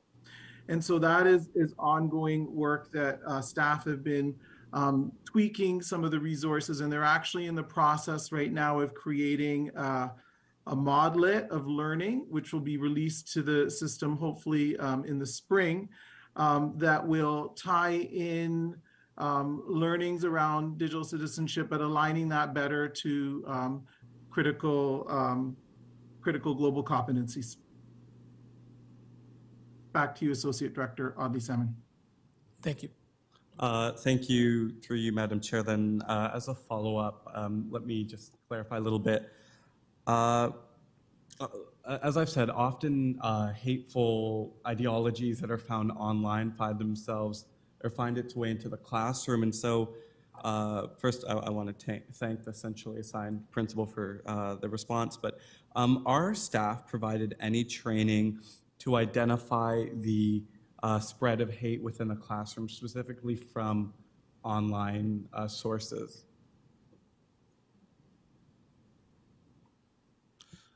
Through the chair, centrally assigned Principal Kandikari. Thank you again, Associate Director Salmon.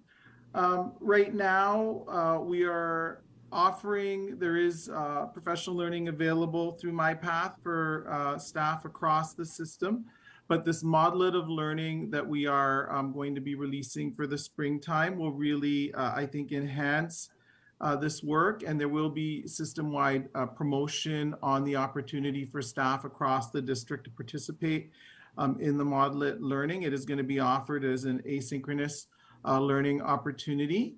And through that, I think we'll be able to further move forward our commitments around digital citizenship and combating hate in online spaces.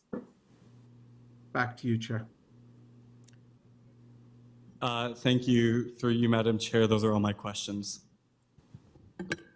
Okay, thank you very much. Moving down the speaker list, next we have Trustee McLean, and then it will be Trustee King. Thank you, and through the chair, and like my colleagues, I would like to thank everyone for the report, and more importantly, the ongoing important work here. I want to follow up a little bit on a question that Trustee Laskin asked. I'm interested in just kind of on a general sense that when a report is made, I'd like to kind of get a better understand, a better follow through, I guess, of what learning goes on a personal level, and then on a collective level, and what kind of factors wander into those kinds of decisions.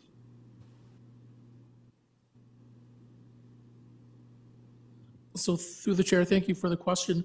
I'm going to ask centrally assigned Principal Kassam to make reference to some of the learning that may take place. But I'll start off simply because once an actual information is put into the portal, part of the conversation that does take place with a group of those that are involved is how do we address the harm within the individual school community, and what are the specific steps? Some of those steps may include, or in most cases include, learning, but they also include some other mentoring, some coaching that is necessary. So I'm going to ask Ms. Kassam to speak to some of the professional learning and coaching that her team engages in when addressing some of these situations. Ms. Kassam? Thank you, Associate Director Salmon, and through the chair. When the information comes to us using the equity referral process, we do connect directly with the schools to sort out what are their specific needs. And we ensure that we are working with all stakeholders within the community so that we are working with students, we are working with staff, and we are working with parents, families, and communities so that we are co-creating that capacity building with them, and so that it is also connected to the school improvement plan.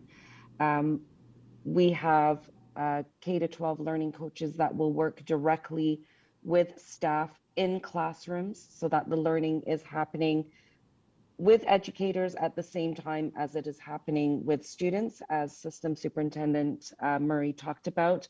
And it can also mean that there are mentoring and coaching conversations that are happening principal to principal as well.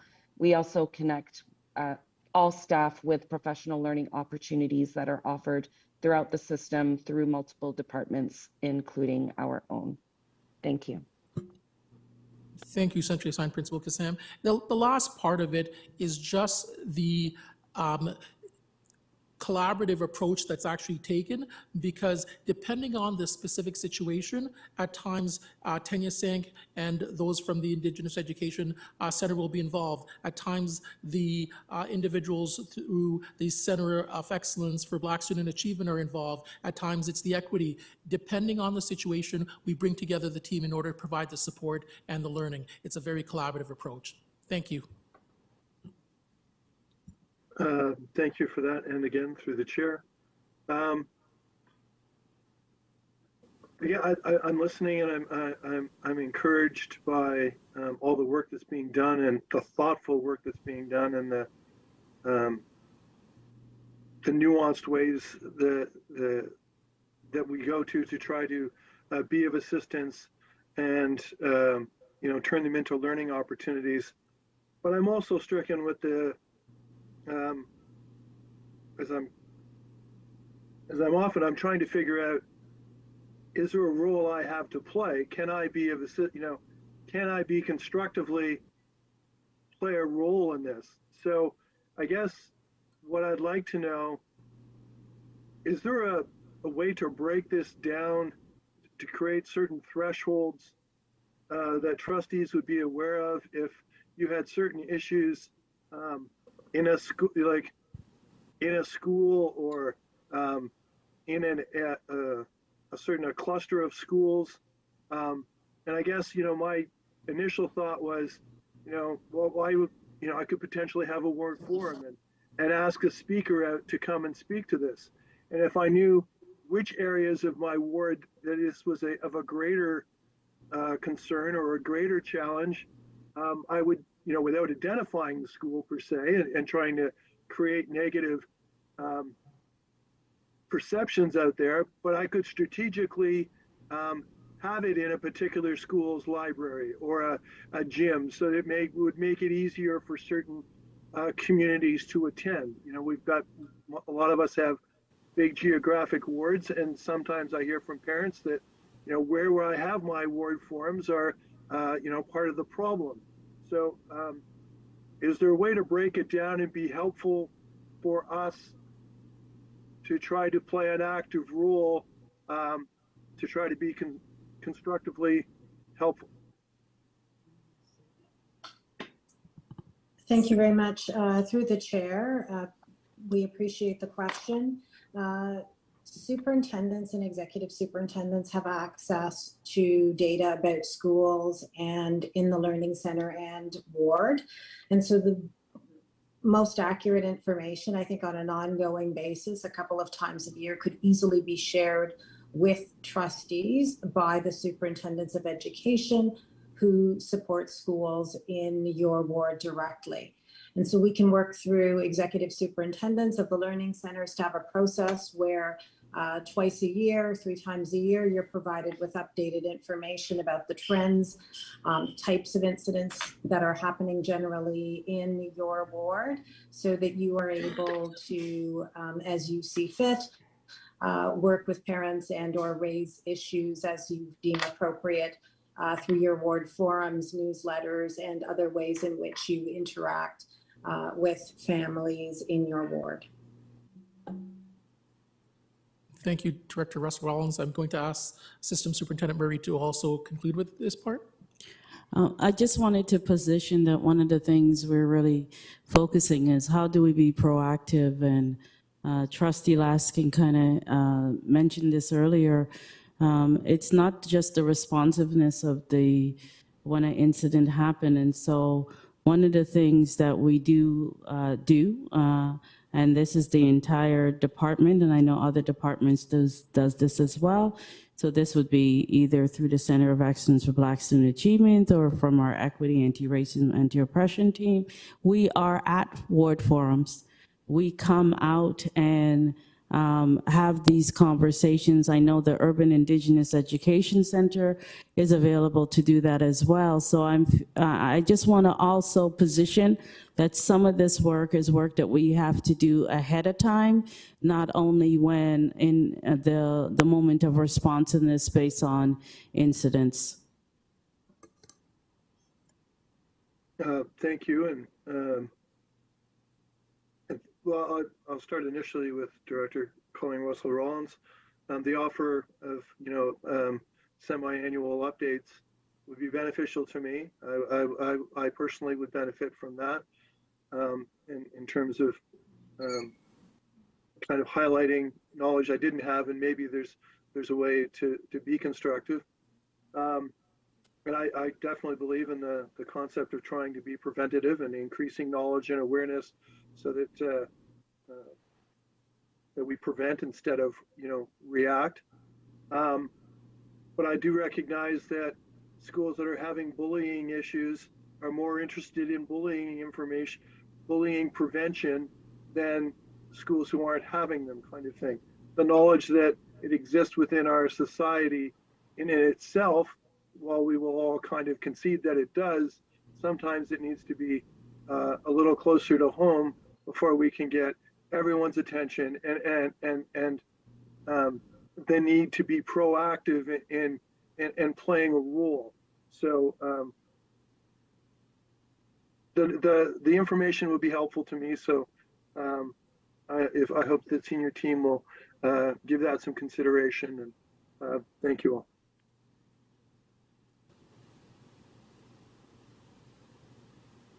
Okay, thank you, Trustee McLean. Next up, we have Trustee King. Please go ahead. Thank you, through the chair. I as well thank staff for the very detailed update information, as well as trustees for the thoughtful questions. I agree very much with Trustee McLean that the information that we receive and the ability to analyze at a local level, I believe is really important. And I just want to tie together a couple of data points that have already been mentioned. Trustees expressed interest in seeing out of the portal, the number of incidents, type of incidents reported. But we also heard from System Superintendent Murray about the uptake in professional development. And I think to whatever degree possible, I think that it would be beneficial to look at a number of these data points at a local level so that we're really getting the local stories and narratives about what's happening. And that might be at a learning center level, but I would suggest that it's probably even more granular at a ward level or at a neighborhood level. And that's where we'll get to those tailored action plans and the community engagement and kind of community representation that we've been talking about. So that would just be my suggestion in terms of looking at all the different types of data that come out of there and what can we look at a local level. I also separately just wanted to ask how the information that we learn from the student census, how that interacts with information coming from the portal and then into our anti-hate strategy. I'm thinking of the kind of information that might come out, like for instance, from the portal, initially we're seeing that 3.1% of the incidents reported are Islamophobic. But what if through the student census, we see an overwhelming expression of students who identify as Muslim as feeling unsafe or getting some particular data like that? I'm just wondering if there's already thoughts about how that how that information kind of the relationship between it and what we do with it. So through the chair. Thank you very much. Sorry, through the chair, I'll start and then I'll welcome staff to please add in. With regards to putting together the multiple data points at possibly a neighborhood level, there are a couple of key indicators that we can put together, but I think it might be really challenging for us as a staff to cross-reference the different forms of professional learning that staff engage in. We know that school-based professional learning is among the most impactful, and we don't collect that information centrally. So we can certainly try to put together a number of data points so that we're providing meaningful ongoing information to trustees and to superintendents so that effective plans can be put into place. The student census data will give us, I think, really important information to create greater precise local planning and to capture the experiences of students. The student census, where possible, given the number of students at any particular grade level, will give us school by school information that superintendents, principals, school staff, working alongside families, community members, and trustees can really look at what are the issues that students are experiencing and what are the plans in place to not only react to what students are experiencing and telling us about their experiences in school, but also, as has been mentioned, to approach it proactively as well.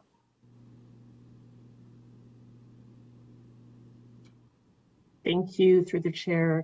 On the first point, Director, I think, even if there is kind of the one stream or one area of professional development that can be tracked, I do think that that's worthwhile, again, just to correlate and tell that story, understanding that it might not be, the fulsome work that's happening.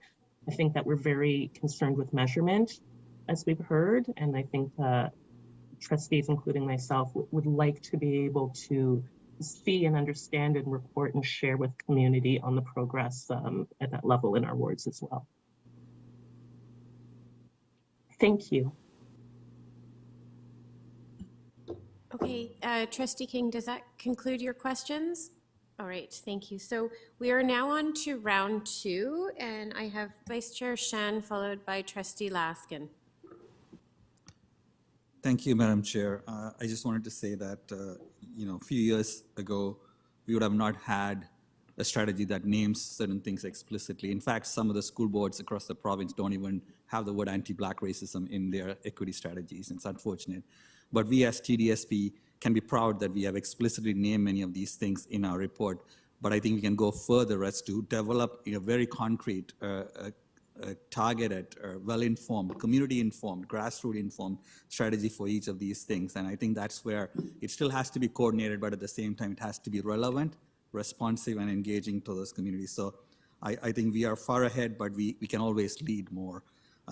The community engagement piece is a highlight. I think that community wants to be part of the solution. Community actually has the solution.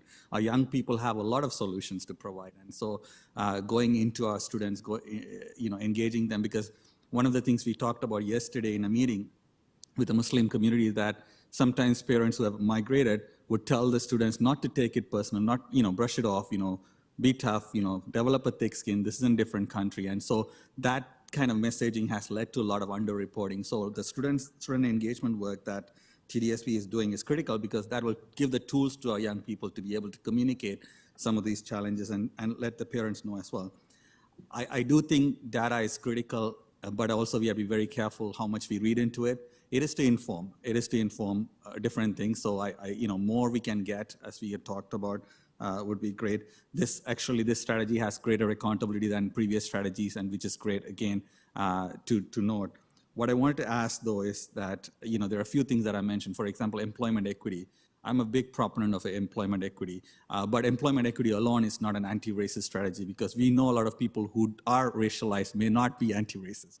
And we know that many of them perpetuate Eurocentrism as well. So how do we have intentional hiring where we are hiring racialized folks or people from diverse communities, but also we are hiring people with the understanding of equity, and that is critical. So I think I would like to see that bracket or the piece of puzzle that says employment equity have a little bit more intentional hiring kind of processes, intentional promotion processes, intentional retention processes that, or even burnout related support processes that can support those educators.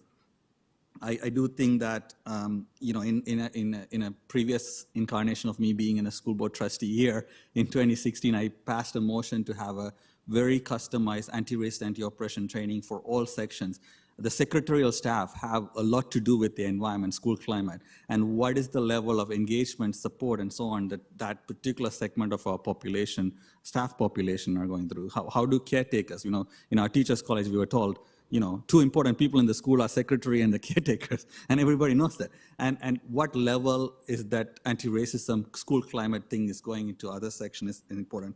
One of the other things I wanted to talk about is the trustee engagement. Trustee McLean asked about, what can we do to disseminate information, but what can we do to do our job better? Many of us are in student discipline hearings. Student discipline is one of the most systemically Eurocentric and perpetuating racism in many ways. And how do we make sure that when we have those trainings and PDs and information sessions that trustees get, there's a built-in equity anti-racist framework that's built in. Even if you're getting transportation-related information, can our equity department filter to make sure, because we cannot mandate trustee training, but we can put it into these information sessions to say, here is a topic that you may not think it is racist, but here are layers in which anti-racism is part of it, would be helpful. And the last thing I wanted to say, staff census and looking at would be helpful, but the last thing I wanted to say is the biggest elephant in the room is white supremacy.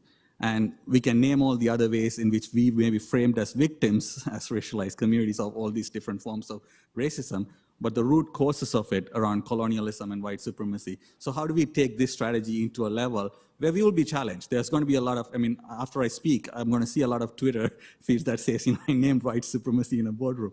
But it is important that young people know what white privilege is, white supremacy is, and be comfortable talking about it, be comfortable analyzing it. So I think the next incarnation of our work has to be deeply rooted in naming some of those things, because we cannot be only perpetuating a position of victim type things, because there's a lot of agency to anti-racism work. A lot of our parents, every day, their work is being anti-racist because they're going into systems that are problematic and colonial. So how do we make sure that we actually prioritize celebration of those anti-racism that every young person, every parent is doing, and how do we problematize white supremacy in a way that people can be collectively looking towards solutions? So I'll stop with that. Thank you very much to all the staff who work on this. Does staff wish to respond to any of the comments raised, or? Staff will respond briefly through the chair. We are on a continuum. And we started this probably 2016, 2017, discussing power, privilege, bias, and barriers and how we address it. We rolled out system professional learning for all administrators through learning networks in order to address it within schools. We challenged principals and asked them the question, tell me where there's systemic racism that exists in your particular building. And one of the things that we noticed is that many were reluctant or could not name at the school level, but they could name it at the system level. And so part of the reality is that we need to continue on that journey, and white supremacy and addressing it and addressing some of the ongoing forms of racism, discrimination is an expectation for all of our staff, but professional learning is key to that. And that's why the conversation that we've just embarked on recently was so important.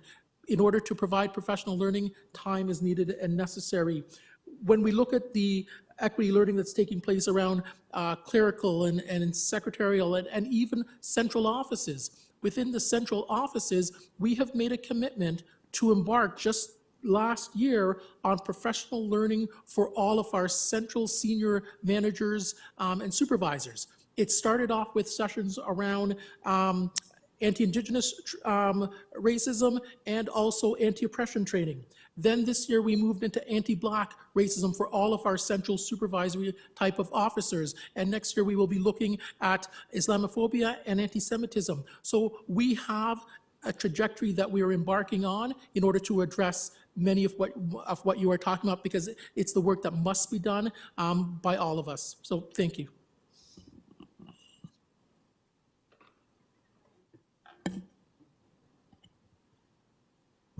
I'm going to, System Superintendent Murray would like to make reference to one aspect.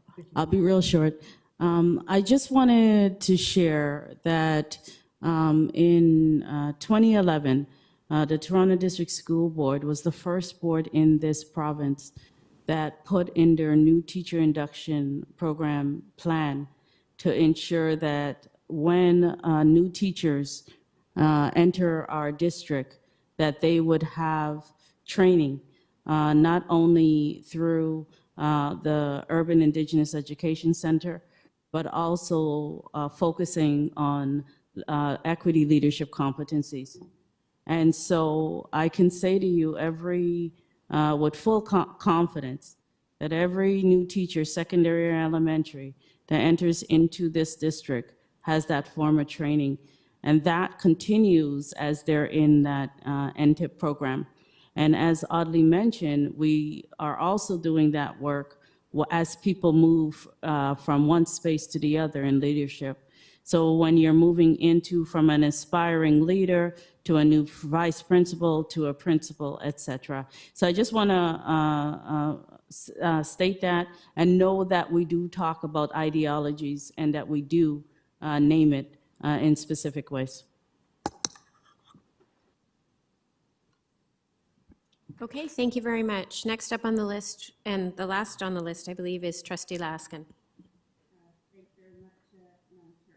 I do, before I ask questions of staff, I do want to follow up on Vice Chair Shen's comment about identity and race, because I think it's critically important, especially when it comes to white supremacy, because it's not just white. Jews don't identify as white, for example. So I think it's a very complex conversation, but it's one that's well worth having in this school board. I do want to note that in the human rights report, the specific human rights report, things are identified by Learning Network and Learning Center. And to show how far we've come, in 2019-2020, in total, there were only 291 issues of hate reported. That's the difference the portal has made. And, you know, some people think, oh, your numbers have gone up. That's just terrible. I actually think the numbers going up is very good news, because we are actually dealing with these issues in our system. But I completely agree, there is so much more to do. The line of questioning that I didn't get to is in operational procedure PR 728. There are musts where trustees are to be informed, and that is if there's an actual issue of hate or if police are involved. So I think furthering Trustee McLean's comment is sometimes schools don't really know if it's really an act of hate or not, and trustees aren't as informed as they should be. So I make a plea again for appropriate training for principals and superintendents to make sure trustees are looped in what is happening within their communities. It's critically important. The other piece is in our December 2021 motion, and we specifically asked that reports from the portal be presented 3 times a year to the board, including the annual human rights report. So this is the first time since, in quite a while, and this material really is very light on any details about that. So I'd like staff to consider what it actually means based upon the board request to do it 3 times a year. And the details, I think, was in the board's expectation was more like the data that's in the human rights report gets presented 3 times a year. But that's, again, another thing for staff to consider. Lastly, however, I guess I just want to make sure, so I'm asking through you, Madam Chair, to staff, is I completely support community being involved in the creation of the specific strategies. In fact, they need to be involved because it's their lived experience that comes into our communities. But I guess I just want to confirm that all the PD that we will do in the Toronto District School Board will be appropriately vetted. That has come up this week.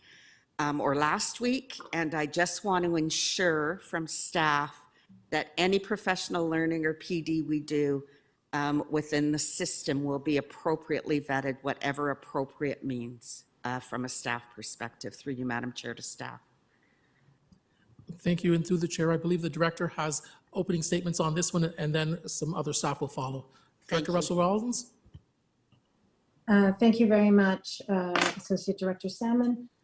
Through the chair, staff are very much aware that the board made a request to report on the data 3 times per year. That is approximately for us every 2.5 months. It has taken the human rights team working with the research team weeks to analyze the RBH data.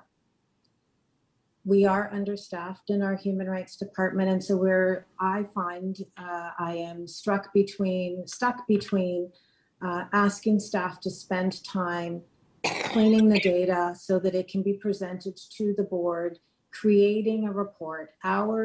It takes about 30 hours to prepare a report such that you've seen this evening, and it's probably, excuse me, a modest time estimate. And so we were ambitious when we agreed that 3 times per year was feasible. It is not. It is not, given the current staffing levels, and we will certainly work toward that. I think twice a year is more manageable and feasible for a more detailed report than the one that you have seen.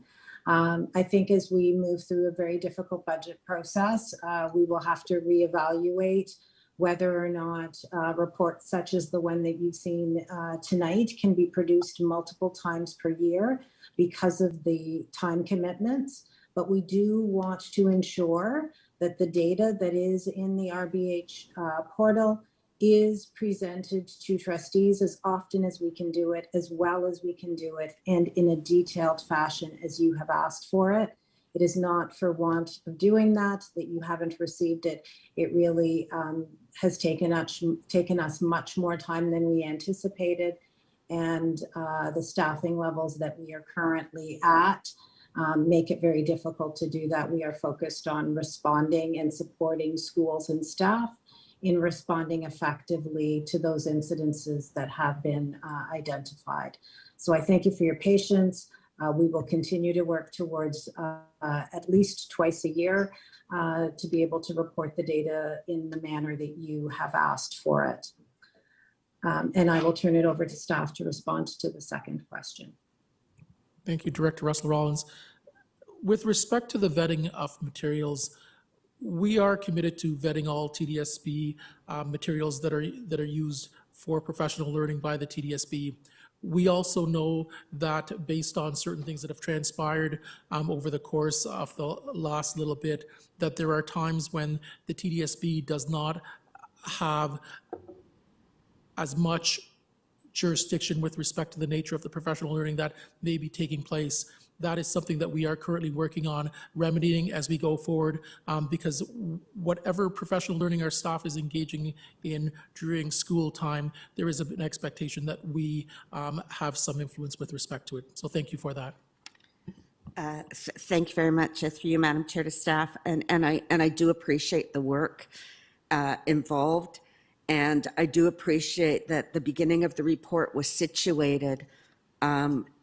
We do this work because of the academic expectations and the well-being of our students. They have to feel safe and engaged in their learning in order to be successful. So this isn't an add-on, and I think, as many people have said tonight, it really should be embedded in every teacher's lessons throughout the entire day.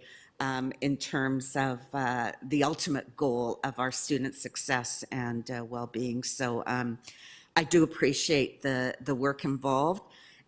Did we ever hear back, through you, Madam Chair, again in December of 2021 when we made the motion for the comprehensive strategy on combating hate? We wrote the chair wrote a letter to the ministry, to the Provincial Equity Secretariat, requesting funding and support in order to do this important work.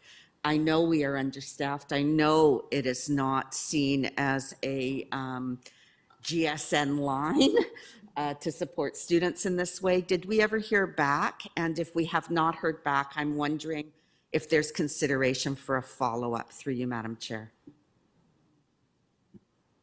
Thank you. I'm not aware of a follow-up response, but it's possible it came before. I don't think our board was informed of that. I just asked staff to let us know if they ever heard back on that.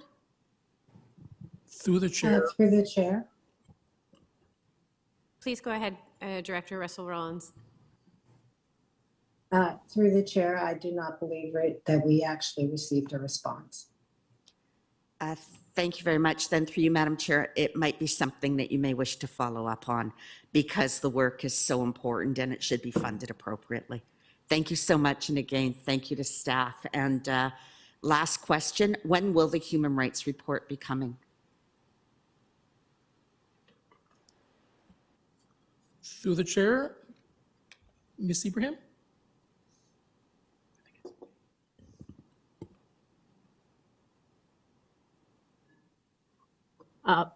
Through the chair, we are aiming for end of April. Excellent. Thank you so much. Okay, thank you very much. Can I have a mover and a seconder for this report, please? I see Trustee Laskin and Trustee Dawson. And all in favor, if you could just vote, it was open on eScribe. If you are not on eScribe, please let us know how you vote. Nunziata in favor. Pay in favor.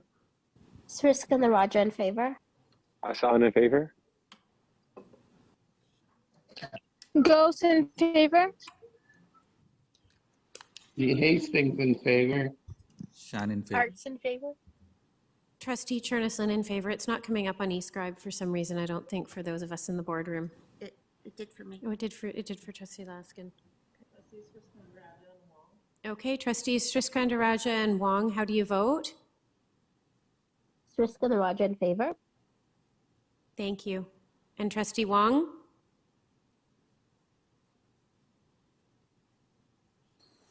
Okay, I think we mark her as absent.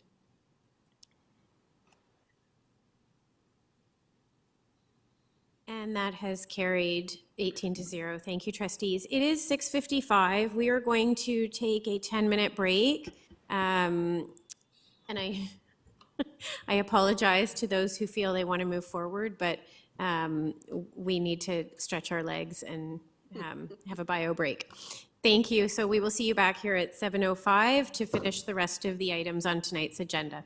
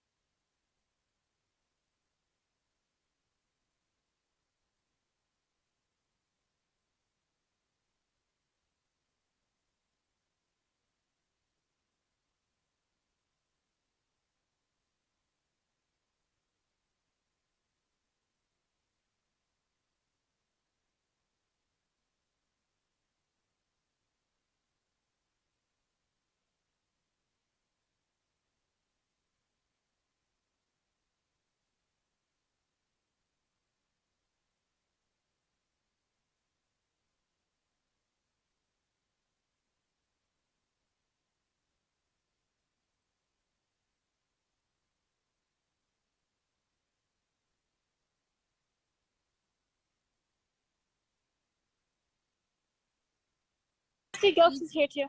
Thanks, Trustee Ghost. And Trustee Rajakulasingam is here as well. Thank you. And we've got student trustee Shafkat, who's also here in the room too. So we are on item number 6.2. This is the establishment of local safety tables. So Associate Director Salmon, if you could just let us know who will be speaking to this. Thank you. I'm going to turn it over to Executive Superintendent Jack Nigro.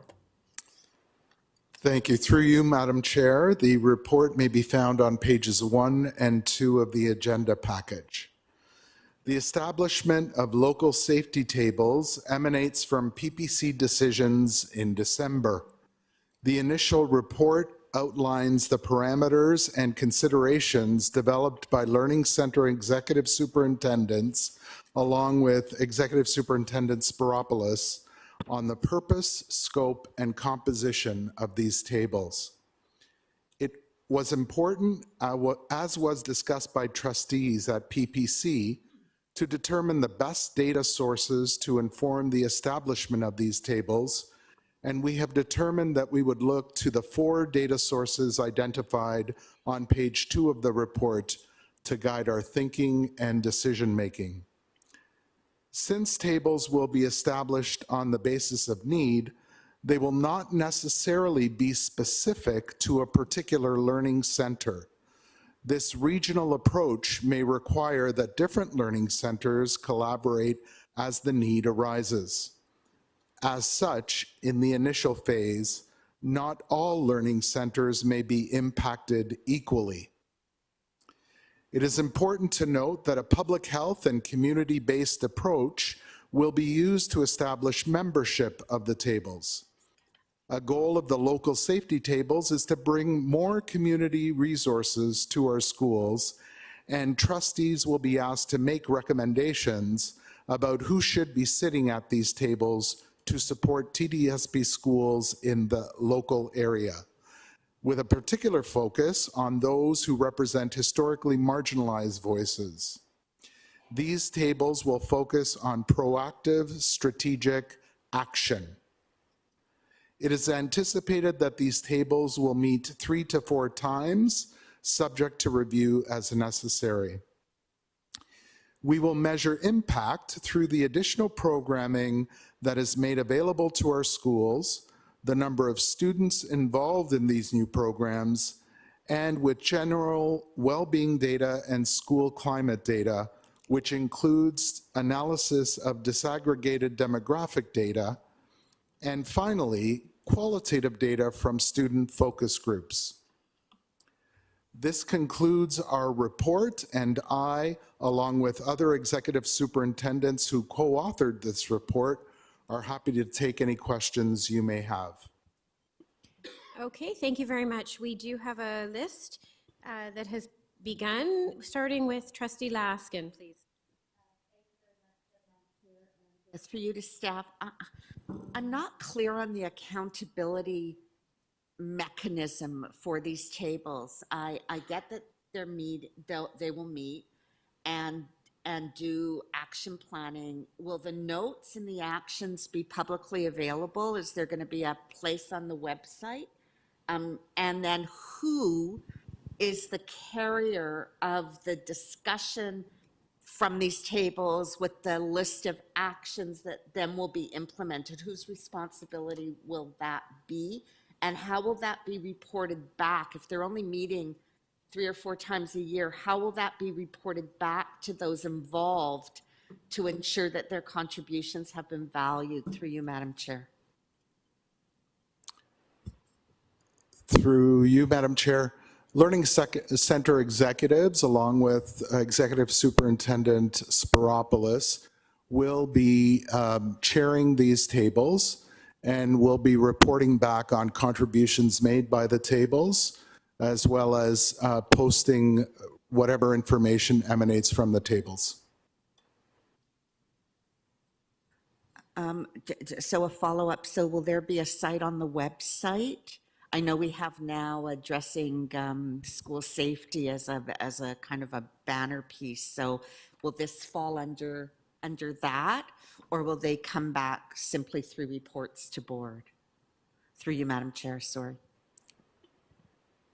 through you, Madam Chair, we can make space available on our website to provide report backs based on the contributions of the tables. Thank you very much. So last comment is, I think the accountability piece and the implementation piece on all of this will be critically important to our communities. You know, there have been articles in some of the papers in the National Post, not to name any, but to name it, that implies basically that, you know, we're not doing anything. And I think the fact that we're attempting to involve community, we're attempting to do things to make our schools safer, and we need to involve outside agencies, the city, et cetera, I think it's really important to keep that in the public domain, and there should be regular updates and frankly proactive communication to our communities about what is happening.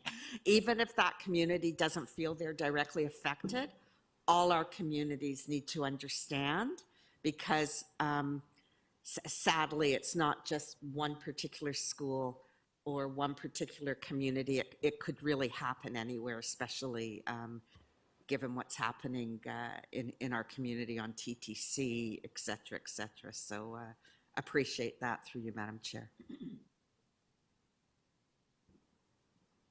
Okay, thank you. And next up, we have Vice Chair Shen. Over to you, please. Thank you, Madam Chair. Through you, I want to understand because this motion was passed as a response to escalating violence, and everything we do is violence prevention and safety based, but we wanted to make sure that this particular strategy is having impact in the current situation of escalating violence. So I would like to get some clarification on timeline, but before that, I want to know what local means in this context. I understand learning centers, more than one learning center being involved if it's kind of the bordering area, like in Flemington, Thorncliffe, and so on, or in Agincourt, Scarborough North. But what does local mean to the staff who are working on this? Through you, Madam Chair. Thanks. Through you, Madam Chair, I'll try to clarify what local might mean and invite my colleagues to add to my thoughts. We're seeing that there seem to be some links between different communities that are rather close, communities that border on each other. And I'm going to call on Executive Superintendent Robinson to describe one example of how different communities relate to one another in terms of establishing what local means. And so there's an example where it crosses two LCs that's being thought about in kind of a local sense, but across different communities. But depending on the data, we can also see areas that are smaller in size that really perhaps might focus on a family of schools or a grouping of schools in a more restricted area. But Executive Superintendent Robinson, can you talk about some of the thinking involved in the Flemington Park area? Yeah, thank you very much, Executive Superintendent Jack. Through the chair, as you've described it, we have a situation where literally across the street we have one school that is in one area, and across the street we have another school in another area. However, these particular schools are impacted in terms of the community that it serves, as well as the local agencies that are there. So to the point around, well, what does local mean? It primarily means that community agencies that are impacted within a specific area local. So for example, they currently may have involvement with those particular schools as a result of partnerships that have already been established that continue to do good work and provide us with a service that is meaningful to that particular community. We are mindful of the fact that in other areas that are larger, they would have, if you will, different community partnerships. But what we're looking at here are those local, in-area communities, agencies that support two specific schools. In this particular case, the reference is being made to, for example, Mark Garneau and Valley Park, which are the neighboring schools that provide this this focus. I turn it back over to you, Executive Superintendent Jack. Thank you. Through you, Madam Chair, I wanted to address the first question asked by Trustee Shan, and that was around these tables specifically addressing violence that has occurred. And I'm going to call on Executive Superintendent Spiropoulos to add to my initial thinking, but it certainly is seen as within the scope of the table to look at the specific incidents in those communities that might be leading to violence. And the table would actually be involved in addressing potentially some of the incidents with either programming or other advice that they might offer. And asking Executive Superintendent Spiropoulos to add anything he might wish to. Thank you. Thank you, Executive Superintendent Nigro, and through the chair. I appreciate the comments that have been made, and especially, related to local. And I think that one of the things that is going to be critically important for us to take into account as this work progresses is the extent to which communities are able to define local.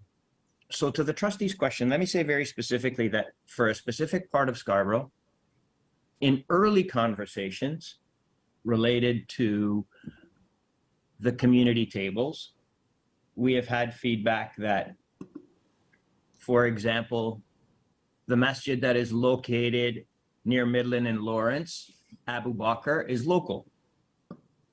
We have had feedback that local community agencies, for example, including services provided through the City of Toronto in that community, are local. But here's an interesting twist. We've also heard a lot about how the specific community, and I go back to the important comments that were made a couple of meetings ago about the public health approach, lowercase p, lowercase h, that Taibu is also considered local. So I think it's important to draw attention to the fact that local doesn't necessarily mean, for example, within a 1.2 kilometer radius. Local continues to be defined based on how folks sitting around that table who know the community, who have roots in the community, including local trustees, help us to define local. So that is the work that is ongoing. And I think one of the things that we have mentioned is that the folks sitting around the table can change. We can add based on new information that becomes available, and also make sure that we are committed to making sure that the work of the table and the contributors who are there all feed towards the elements that we identified, the functions of the table, which were to continue to be able to inform our work and the action plan. Secondly, to be able to share information about what happens inside a school relative to what happens in community, relative to what happens at the local Rexon Park Center, for example, and also to identify partners who are able to support the work that is happening in schools. So all that to say that part of getting the feel for what we're trying to accomplish here is that communities will inform local, and that I don't want to say the definition, but that thinking around local will continue to evolve. I hope that's helpful. Thank you. Thank you to the staff through you, Madam Chair. I think so let me phrase it this way. We are seeing an escalation of incidents of violence. As the weather gets better, as there's a lot of public activities on outside, we have as a community reacting and proactively addressing this. There's a sense of urgency that we felt a few months ago, and that urgency hopefully remains, in the sense that there's a manageable area of focus because we need to be able to see significant impact. There is not a dilution of the focus because there are a lot of programs that are happening on a regular basis on preventive side. We cannot program ourselves out of this just by services for 50 youth, 20 youth, and so on. So when it comes to programming, it's at scale. But also, what are the non-programmatic interventions that we need to do around that particular geographical area that might impact reducing the level of violence? So employment, for example, how big is the employment opportunity? What are the different levels of government committing? What are the different local businesses committing? So I'm assuming that is part of the thinking around, trying to find a way in which we are such a large district, we cannot manage this issue at the macro level. Here is the micro level of focus in areas that we know would need this. There's probably more areas than we can handle, but let's pick few areas and start doing this work to see a measurable impact. But I also would like to see, I see the word timeline, but I would also, because we have a few months before the nice weather comes in, hopefully, what is our strategy in terms of being prepared with the kind of focus that we were trying to have a couple of months ago? Or is it completely different from what I'm thinking? Is it a long-term, proactive, preventive, early intervention type approach, or does it have space for this? We probably, like for example, we would probably know 30 kids in that particular area that probably need this support right away. The schools can tell you, the principal would be able to tell you. Now we had yesterday we had an incident, or today I think, of one school informing the principal that this other school is going to have this incident happening in neighboring school. So we know that cluster, we know who is involved. Like, can we do something more targeted to support those smaller amount, relatively speaking, of young people in a way that the local community does a wraparound kind of support to have impact? I mean, I don't know if I'm talking while I'm thinking, but that, just want to know if that is part of the understanding of the staff as well. Through you, Madam Chair, I'll begin and ask Executive Superintendent Spiropoulos to join. I think what we're really considering is these local safety tables as one piece of a more comprehensive strategy around student safety, school safety. Things happen in schools every day where we kind of address safety issues. That's one part of our work. The local safety table is that community-based aspect of the support. So all of these work together, hopefully, to enhance safety in our schools in a bit of an additive approach. Executive Superintendent Spiropoulos, any other thoughts on that? Yeah, thanks, Jack, and through the chair. So to the trustees' question, let me say that as the vision continues to evolve, there is absolutely room both for the short-term response to what we're experiencing right now, literally this afternoon, but also to ensure that we have long-term elements in place that will also help us to address the more systemic issues that we're encountering. Let me help to explain through a quick example. The way that this process has unfolded so far in one specific community has brought us together with the local trustees. And through our conversations, we've developed a specific agency. And I'm going to name it because they do excellent work. And I think it's important to identify an agency called Go Green, which operates in the Mark Arnault, Valley Park area, Thorncliffe, Flemington. Go Green is an organization which supports programming, which as part of their programming is going to be able to hire students from Mark Garneau to be able to tutor students, not just from Valley Park, but all of the surrounding elementary schools, as well as providing additional socio-emotional supports for students who are involved in the work. So that is a short-term response, and more to come, because trustees will be updated through Trustees Weekly about some of the amazing things that are going to be in place for March break around the city. We've been able to address short-term on a number of different levels.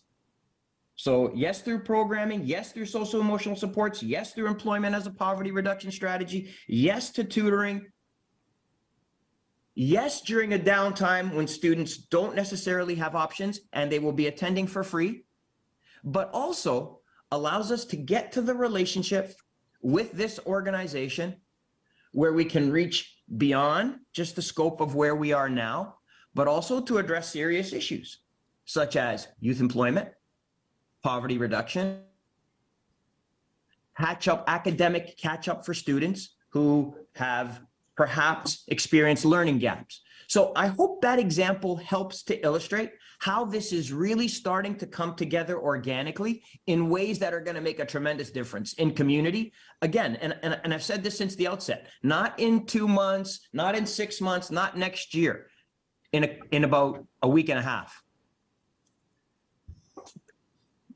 Thank you to the staff through you, Madam Chair. My question in that case would be if there are 20 young people who have minor criminal offenses or suspension expulsion records, is it possible to have prioritized support in terms of employment or wraparound support? So that is the kind, because a lot of the things we've been doing, we can build on it, all these are amazing things, but where is our targeted intervention to the kind of immediate pipeline of school to prison? How do we interrupt that at a bit of an earlier point, and what does that mean in the next 3 months? While I've been a social worker or social work related professional, doing things early intervention, I'm all for it. But I think the purpose of this one, as we saw it, is to not have to go to the situation where everybody wants to justify through law enforcement as the intervention. I'm hopeful this could say, here is a beautiful way to intervene without having law enforcement that have helped certain number of young people that would have been able to get back on track. Sorry.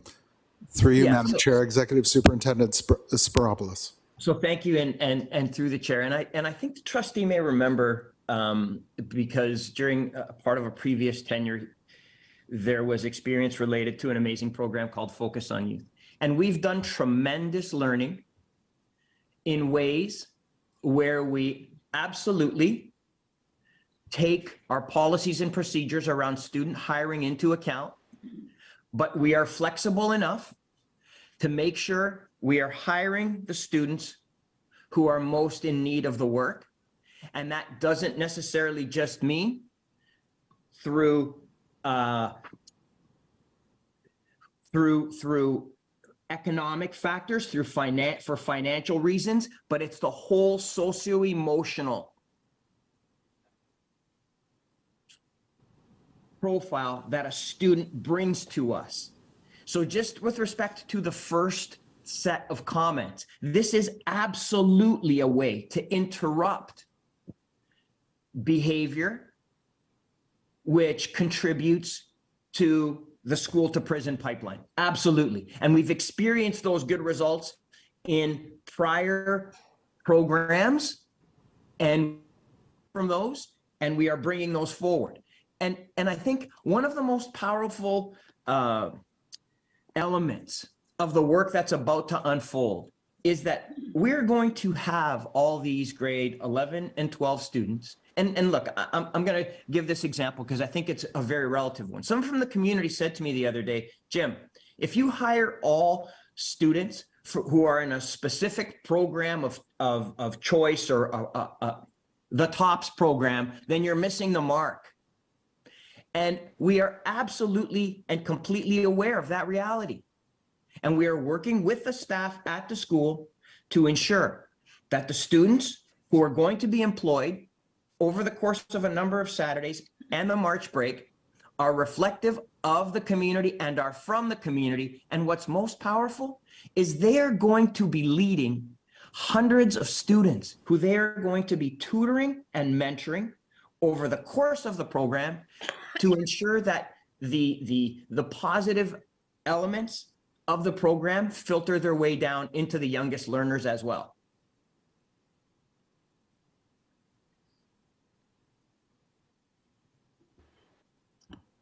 Okay, thank you very much. Next up, we have student trustee Shefkat, please go ahead. Thank you. Oh, forgive me. Thank you through you, Madam Chair. To staff, I just have a couple of quick questions. So we know how important it is to engage Indigenous voice in all processes and ways toward all processes that we use to engage community and work towards building safer spaces.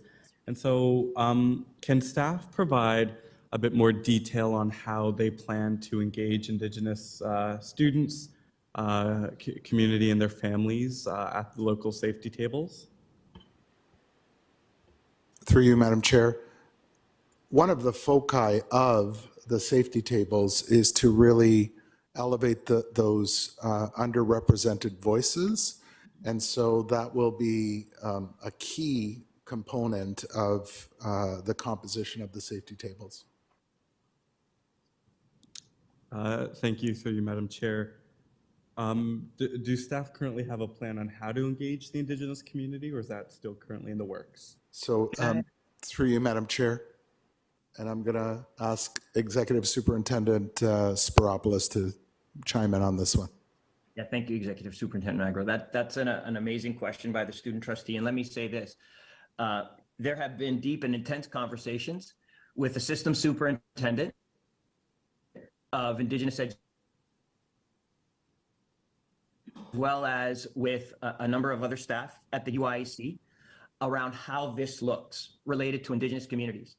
And the feedback that I have gotten consistently is that the Indigenous communities are in fact their own safety table. And Indigenous communities will support the work related to community in tables that are led and comprised of those who hold Indigenous identities. And that doesn't mean that the work just sits in one place. It means that it will be led by System Superintendent Senk and the staff at the UIEC, as well as working with community agencies like Council Fire, who we have engaged around this specific work. And just to the specific question, I was thinking about this part of the work just the other day, and it came to mind that the UICAC is in fact an incredible community safety table. And it's really a model of how we intend to work in other communities to ensure that we get the process as close to right as we can.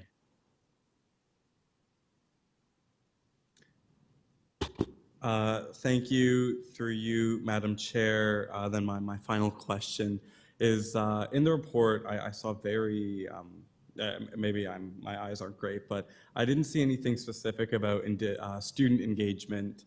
And so to staff, I'm also curious, how does staff plan to engage students in the process of these safety tables, understanding students are the #1 stakeholder in education? Executive Superintendent Spiropoulos. Yeah, I'm happy to start and then turn it over to my friends and through the chair.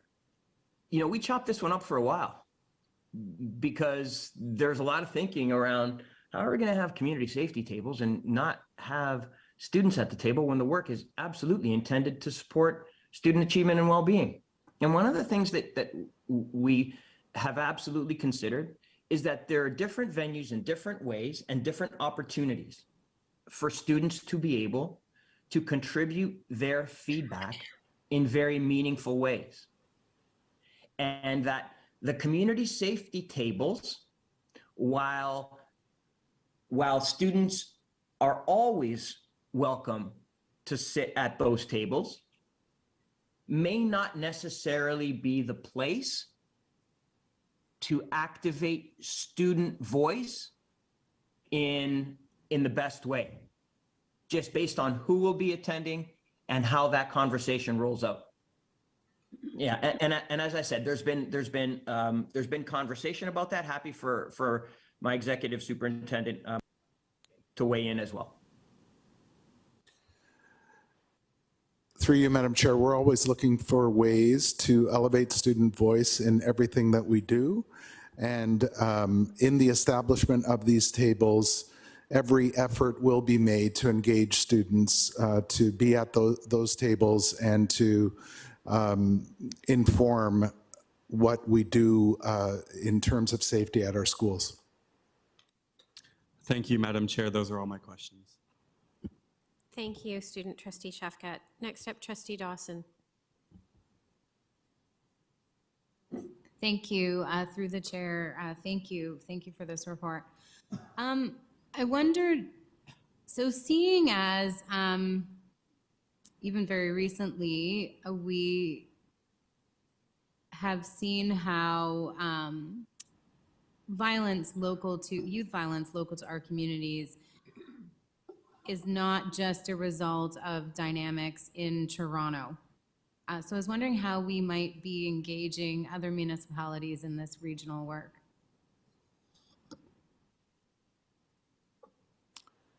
Through you, Madam Chair, other municipalities, at least initially, were not a focus of the thinking behind the local safety tables. However, the safety tables can take on different members according to specific situations. And as needed, there's no limitation on inviting other municipalities in neighboring, for example, depending on where these incidents are happening, to have other representatives at the tables that could help us do our work.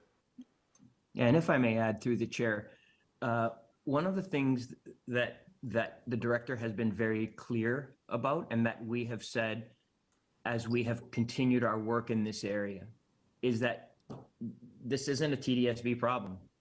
And we are seeing different patterns emerge in different places outside of TDSB.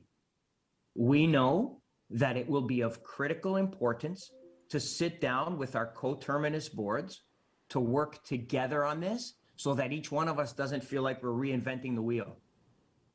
The community safety tables may not be the place for that, but what the trustee just brought up will be an important part of our work moving forward, and we will be sitting down with neighboring boards to make sure that we share our learnings as well as our preparations. Thank you very much. Okay, and I'm not seeing any other questions, so can I have a mover and a seconder for this report, please? Vice Chair Shen and Trustee Dawson. All those in favor, please let us know how you vote or vote on eScribe. Arts in favor. Could you repeat that, please? We didn't hear. Sorry, Trustee Arts in favor. Thank you, Trustee Hassan in favor. Trustee Ghost in favor. Trustee Pei, in favor. Trustee Strand in favor. Hastings in favor. Sriska Naraja in favor. King in favor. Dawson in favor. Chernis Lynn in favor.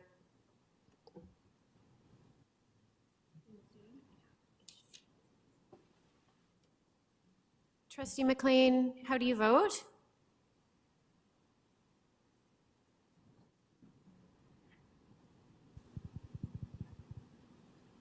I think you can mark him as absent.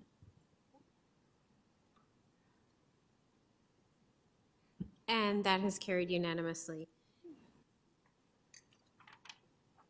Moving on, we have item number 6.3. This is the surplus declaration of a portion of the Mimico Adult Learning Center site and easement agreement. Over to Associate Director Audley Salmon, sorry, to direct to the appropriate staff. Thank you. Thank you. And through the chair, I'll ask on System Planning Officer Andrew Gowdy to speak to this item. Thank you, Associate Director. Good evening, trustees, staff, and members of the public. Through the chair. Last June, the Toronto Lands Corporation brought forward to the board a request from the Toronto Catholic District School Board to acquire a parking lot and easement at the Mimico Adult Learning Center. The report before you tonight presents the outcome of the review. The Toronto Catholic District School Board would like to acquire the northwest parking lot and easement to allow them to expand St. Leo Catholic School. St. Leo Catholic School is located immediately to the north of the Mimico Adult Learning Center. The St. Leo site is small at 1.96 acres. By acquiring the northwest parking lot, they'd have more land for building the school's playfield. By acquiring the easement, they'll be able to introduce a laneway and staff parking. The St. Leo Capital Project has been approved and funded by the Ministry of Education. The Mimico Adult Learning Center is a fully utilized multi-purpose center that accommodates a childcare center and programs for adults. There are 3 parking lots on the property: the south parking lot, the north parking lot, and the northwest parking lot.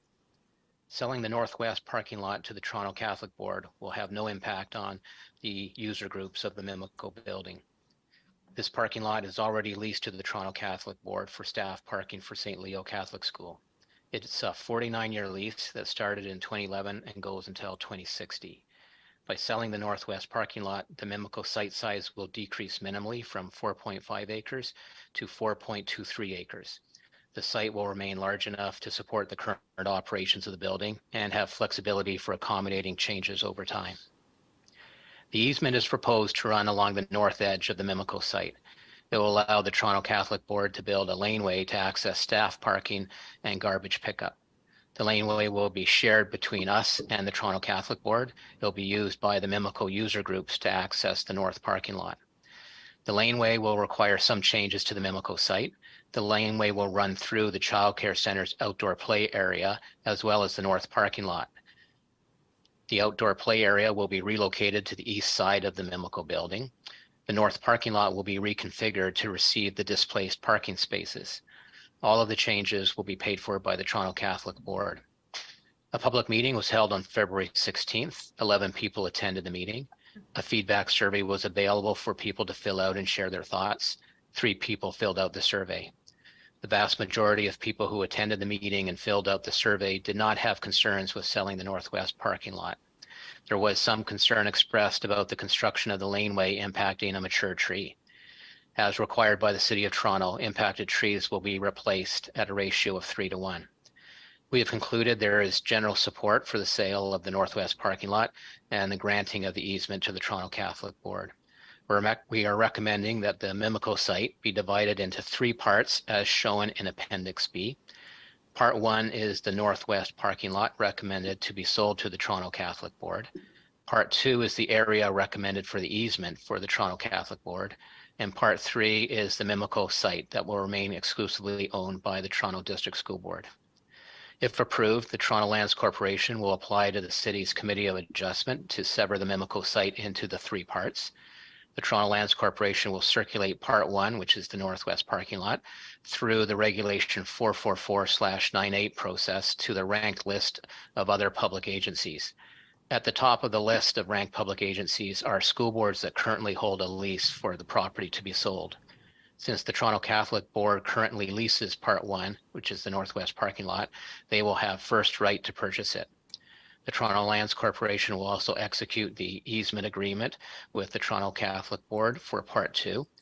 If for some reason the Toronto Catholic Board does not purchase Part 1, the northwest parking lot, then Part 1 and Part 2 will return to the Toronto District School Board. And we don't see any hesitation in the Toronto Catholic Board purchasing the northwest parking lot and the easement. Their board has already approved that they do so. This concludes our presentation. We'd be pleased to answer any questions you may have.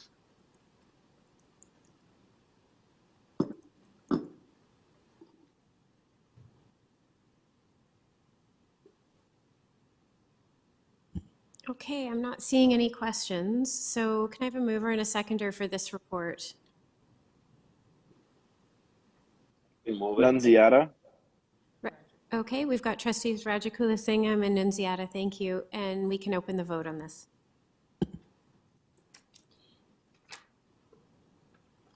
Sriskandarajah in favor. Nunziata in favor. Hassan in favor. Hastings in favor. Arts in favor. Shan in favor. Chernis Lynn in favor. Earhart in favor. Trustee Goth. Trustee Pay, Trustee Hassan. Trustee Pay in favor. Trustee Ghost in favor. Okay, thank you. Oh, Trustee Hassan. I think he said yes.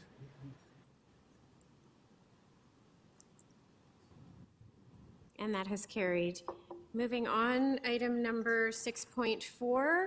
This is the attendance boundary changes for Eglinton Junior Public School, John Fisher Junior Public School, and Whitney Junior Public School.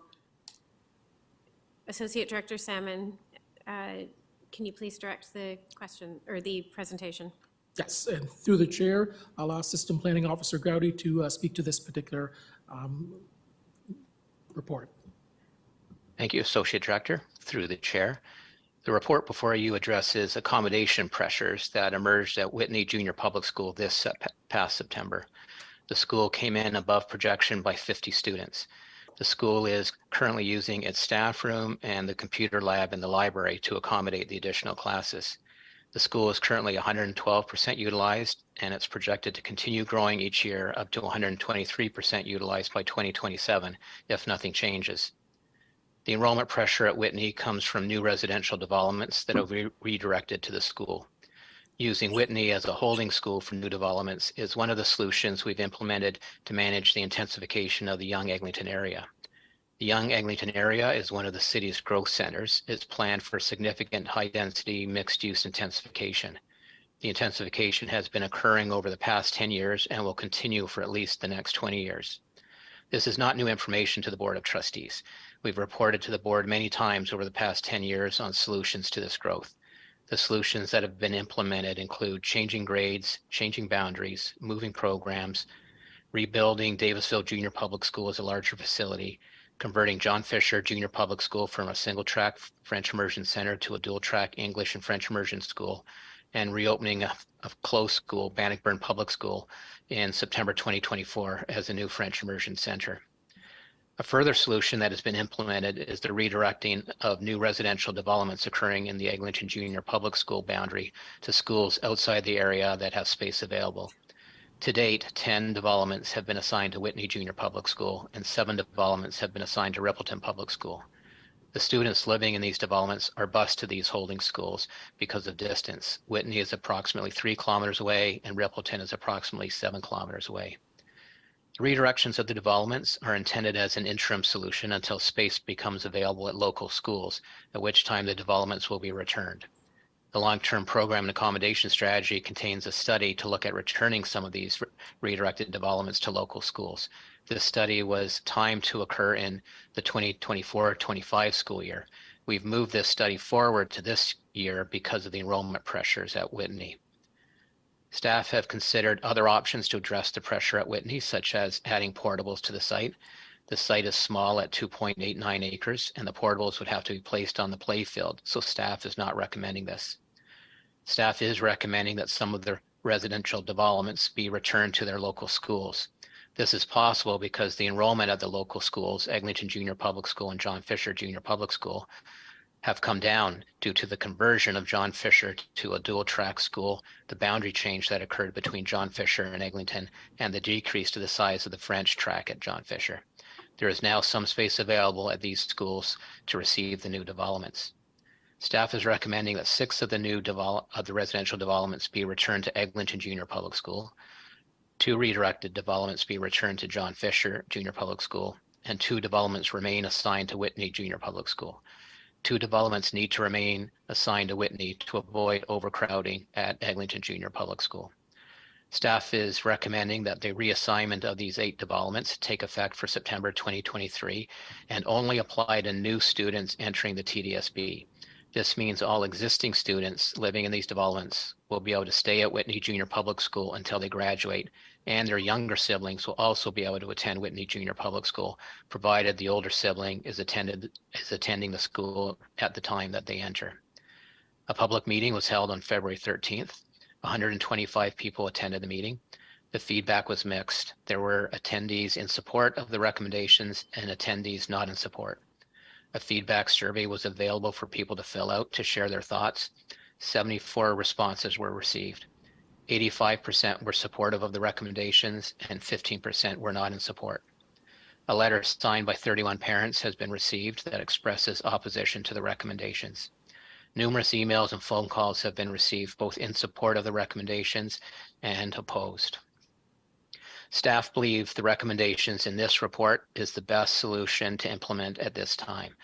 By returning the 8 developments to John Fisher Junior Public School and Eglinton Junior Public School, the enrollment pressure at Whitney Junior Public School will ease and portables will not be required. Existing students in these 8 developments will not be impacted. They will not experience a transition. They and their younger siblings can continue to attend Whitney until they graduate. The new students in the 8 developments will be able to attend a local school that they can make their own way to. This is consistent with our vision of establishing a system of neighborhood schools. We believe neighborhood schools are the best way of providing equity of access. By attending their local schools, the students in the 8 developments will enjoy the benefits of neighborhood schooling, such as they'll be able to attend the same school as their neighbors. They'll be able to walk, cycle, or take public transit to school, and they'll be able to participate in the school's extracurricular activities. There is sufficient space at the local schools to receive the students from the 8 developments. These schools will not be overcrowded. And over time, the number of students attending Whitney Junior Public School from these developments will decrease, which will result in a reduction of 1 bus. This concludes our presentation. We'd be pleased to answer any questions you may have. Thank you very much. I have Trustee Laskin on the list, and then I will also like to make a comment, so I will pass the chair after Trustee Laskin. Thank you very much, Madam Chair. I simply want to express appreciation to Andrew Gowdy and Planner Sophia Omar Salah, who led this process with the involvement of the community and the 3 trustees directly involved. As a trustee for Eglinton, I really want to thank Whitney for being such a good neighbor to the school over the last number of years by being the receptacle of students whose catchment area was Eglinton. And I completely understand now with changes that Whitney itself is filling its school from within its own catchment area. So, but I want to extend our thanks.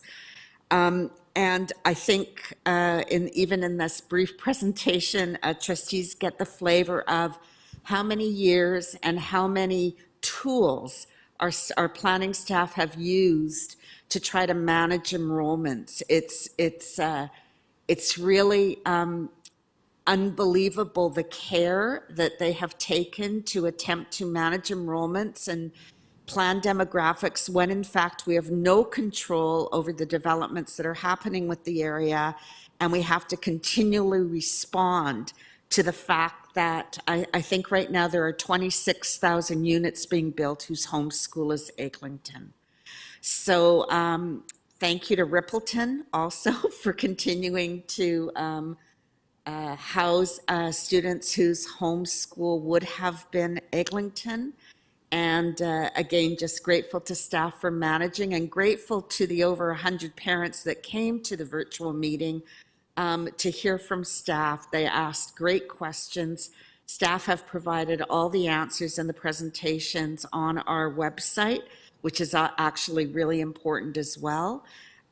So anyway, I support this next stage in the Eglinton saga, and thanks staff for their ongoing work, because I know this is not the end of managing enrollment. Thank you very much, Madam Chair.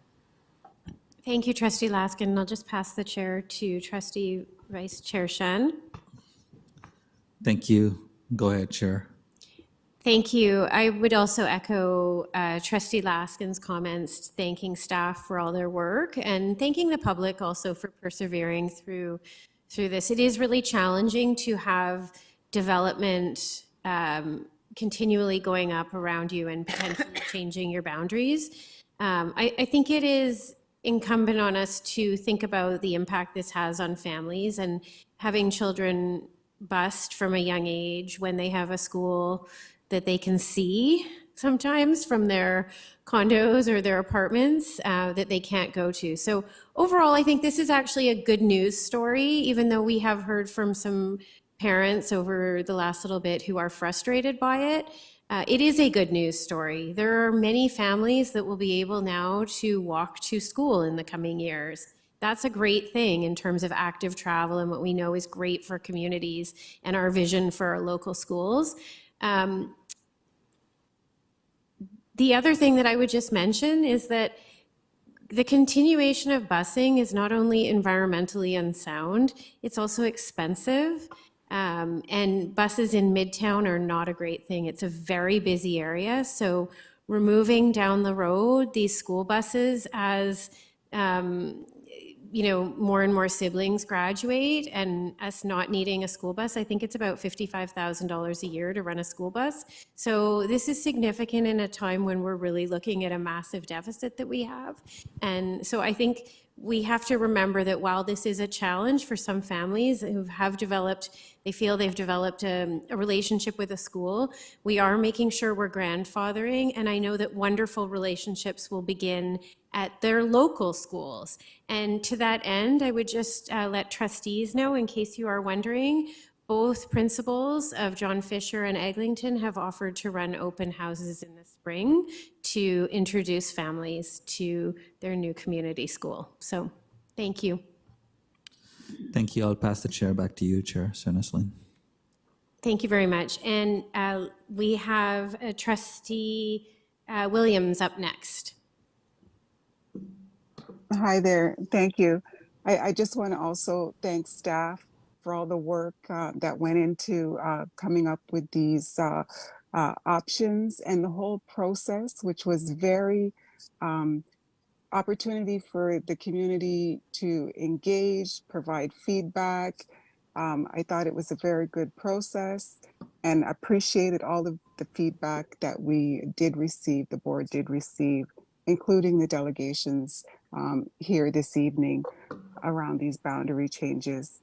And yeah, I just want to echo what my fellow trustees have said around, the ultimate goal of having students being able to walk to their neighborhood school, I think is a goal that we should really move towards. And this is taking us towards that goal. So I'm really happy with the process, and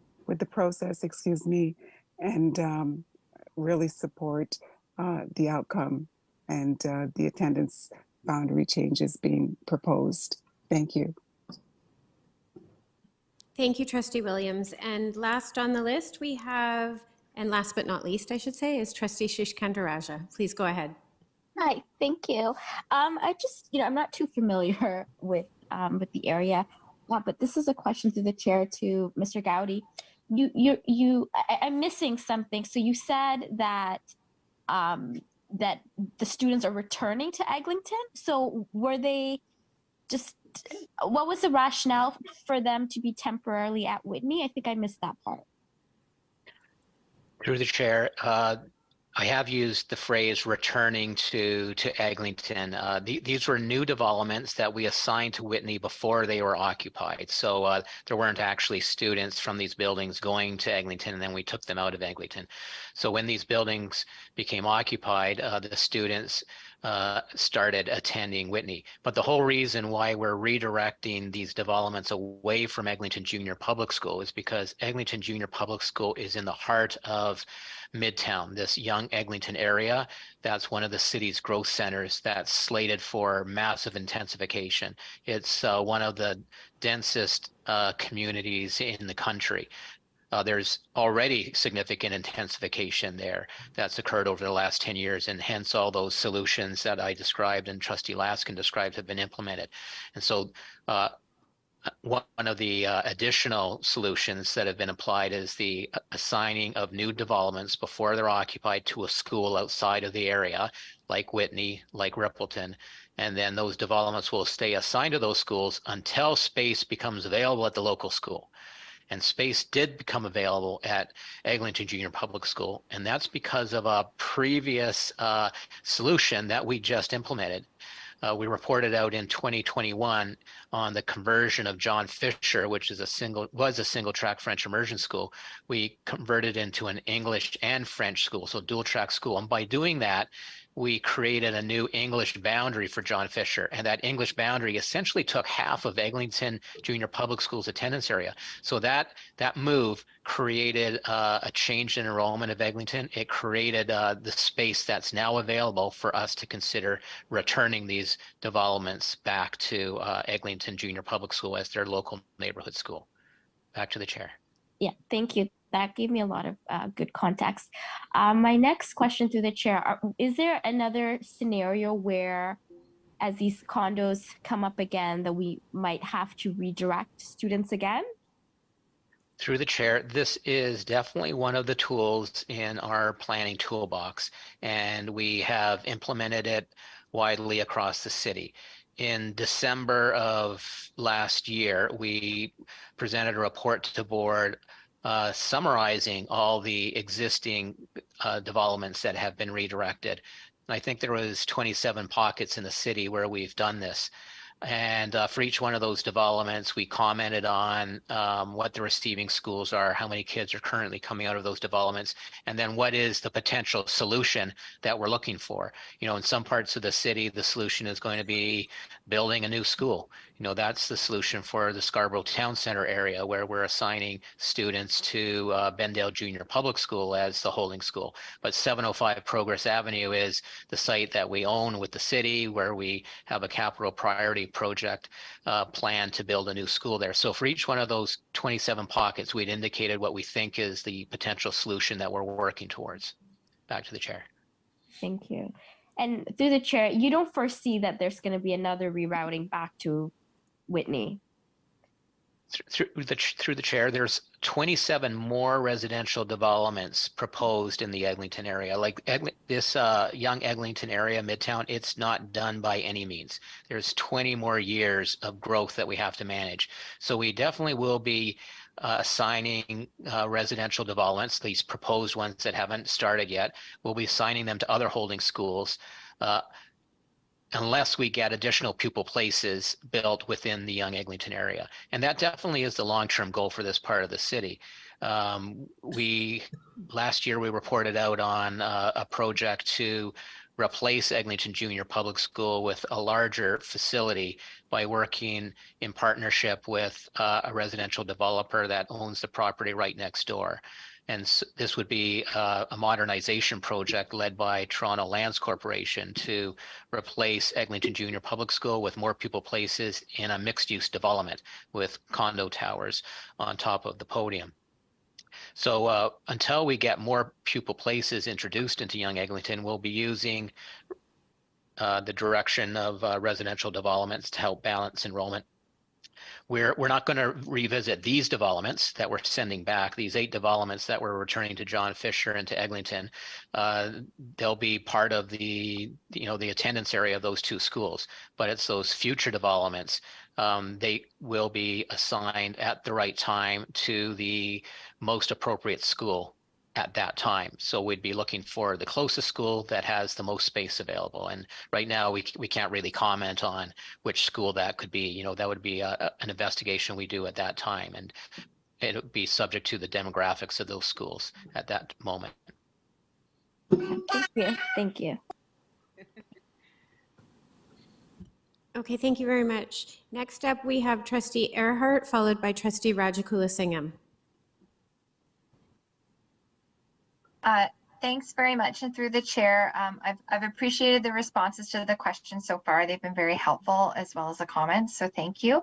I wanted to ask, just in the delegation that we received on this, they mentioned 4 issues, and one in particular, exclusion of 2 buildings. And they sent their delegation by email as well. So 2221 Yonge Street and 5 Sudan Avenue East. I'm not as familiar with the area. I'm wondering if someone can comment on the delegation that we received and that issue that they identified. Thank you. Through the chair, there's 10 developments in the Eglinton area that are assigned to Whitney.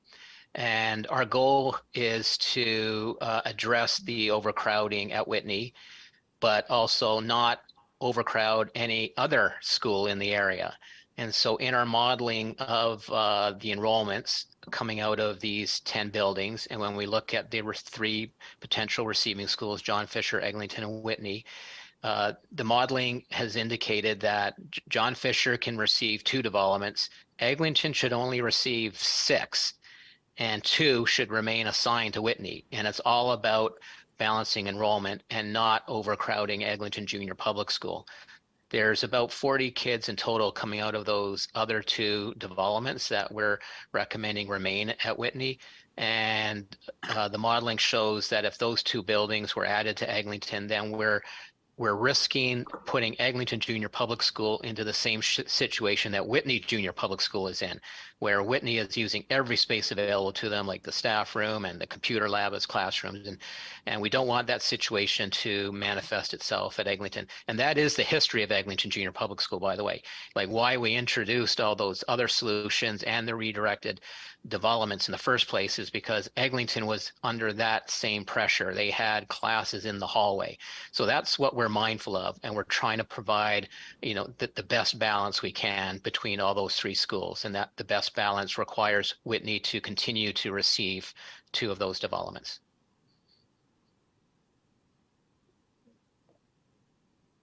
Thanks very much. Appreciate the response and all of the efforts that have gone into this. Thank you. Okay, thank you. Trustee Rajagula-Singham, please go ahead.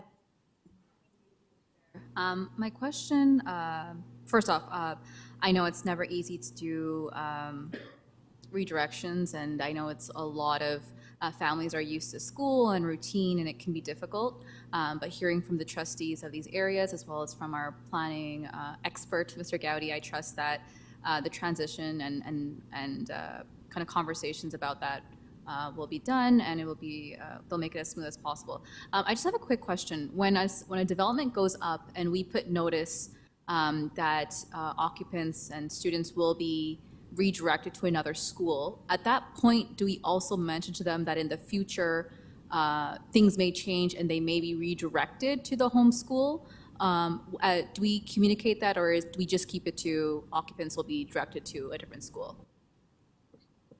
Through the chair, that is a continuous improvement project that we've taken on for the school year. I believe the last time we reported out on a redirected development, trustee, you had asked that same question, like how are families informed about what the future plans are, that they could be returned to a school. And so we had taken it on at that point as a project to improve the communication. And so what we're working on is an improved website that fully explains redirected developments, and also letters that can go to the schools that fully explain the strategy behind redirected developments, and then those letters can have a permanent place on the school's landing pages on the website. So that's a project that's in the works.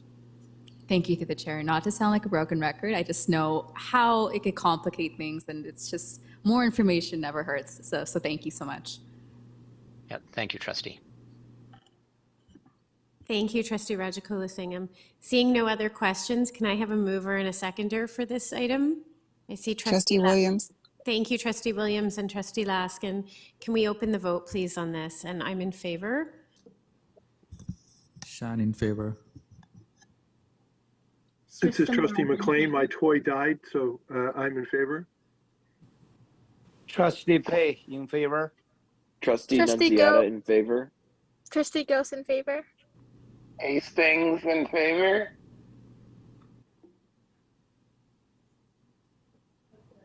Trustee Patel, Trustee Hassan, Trustee Sriskandarajah. Sriskandarajah in favor. Thank you. Trustee Hassan and Trustee Patel. Trustee Hassan in favor. Thanks. I think you can mark Patel absent.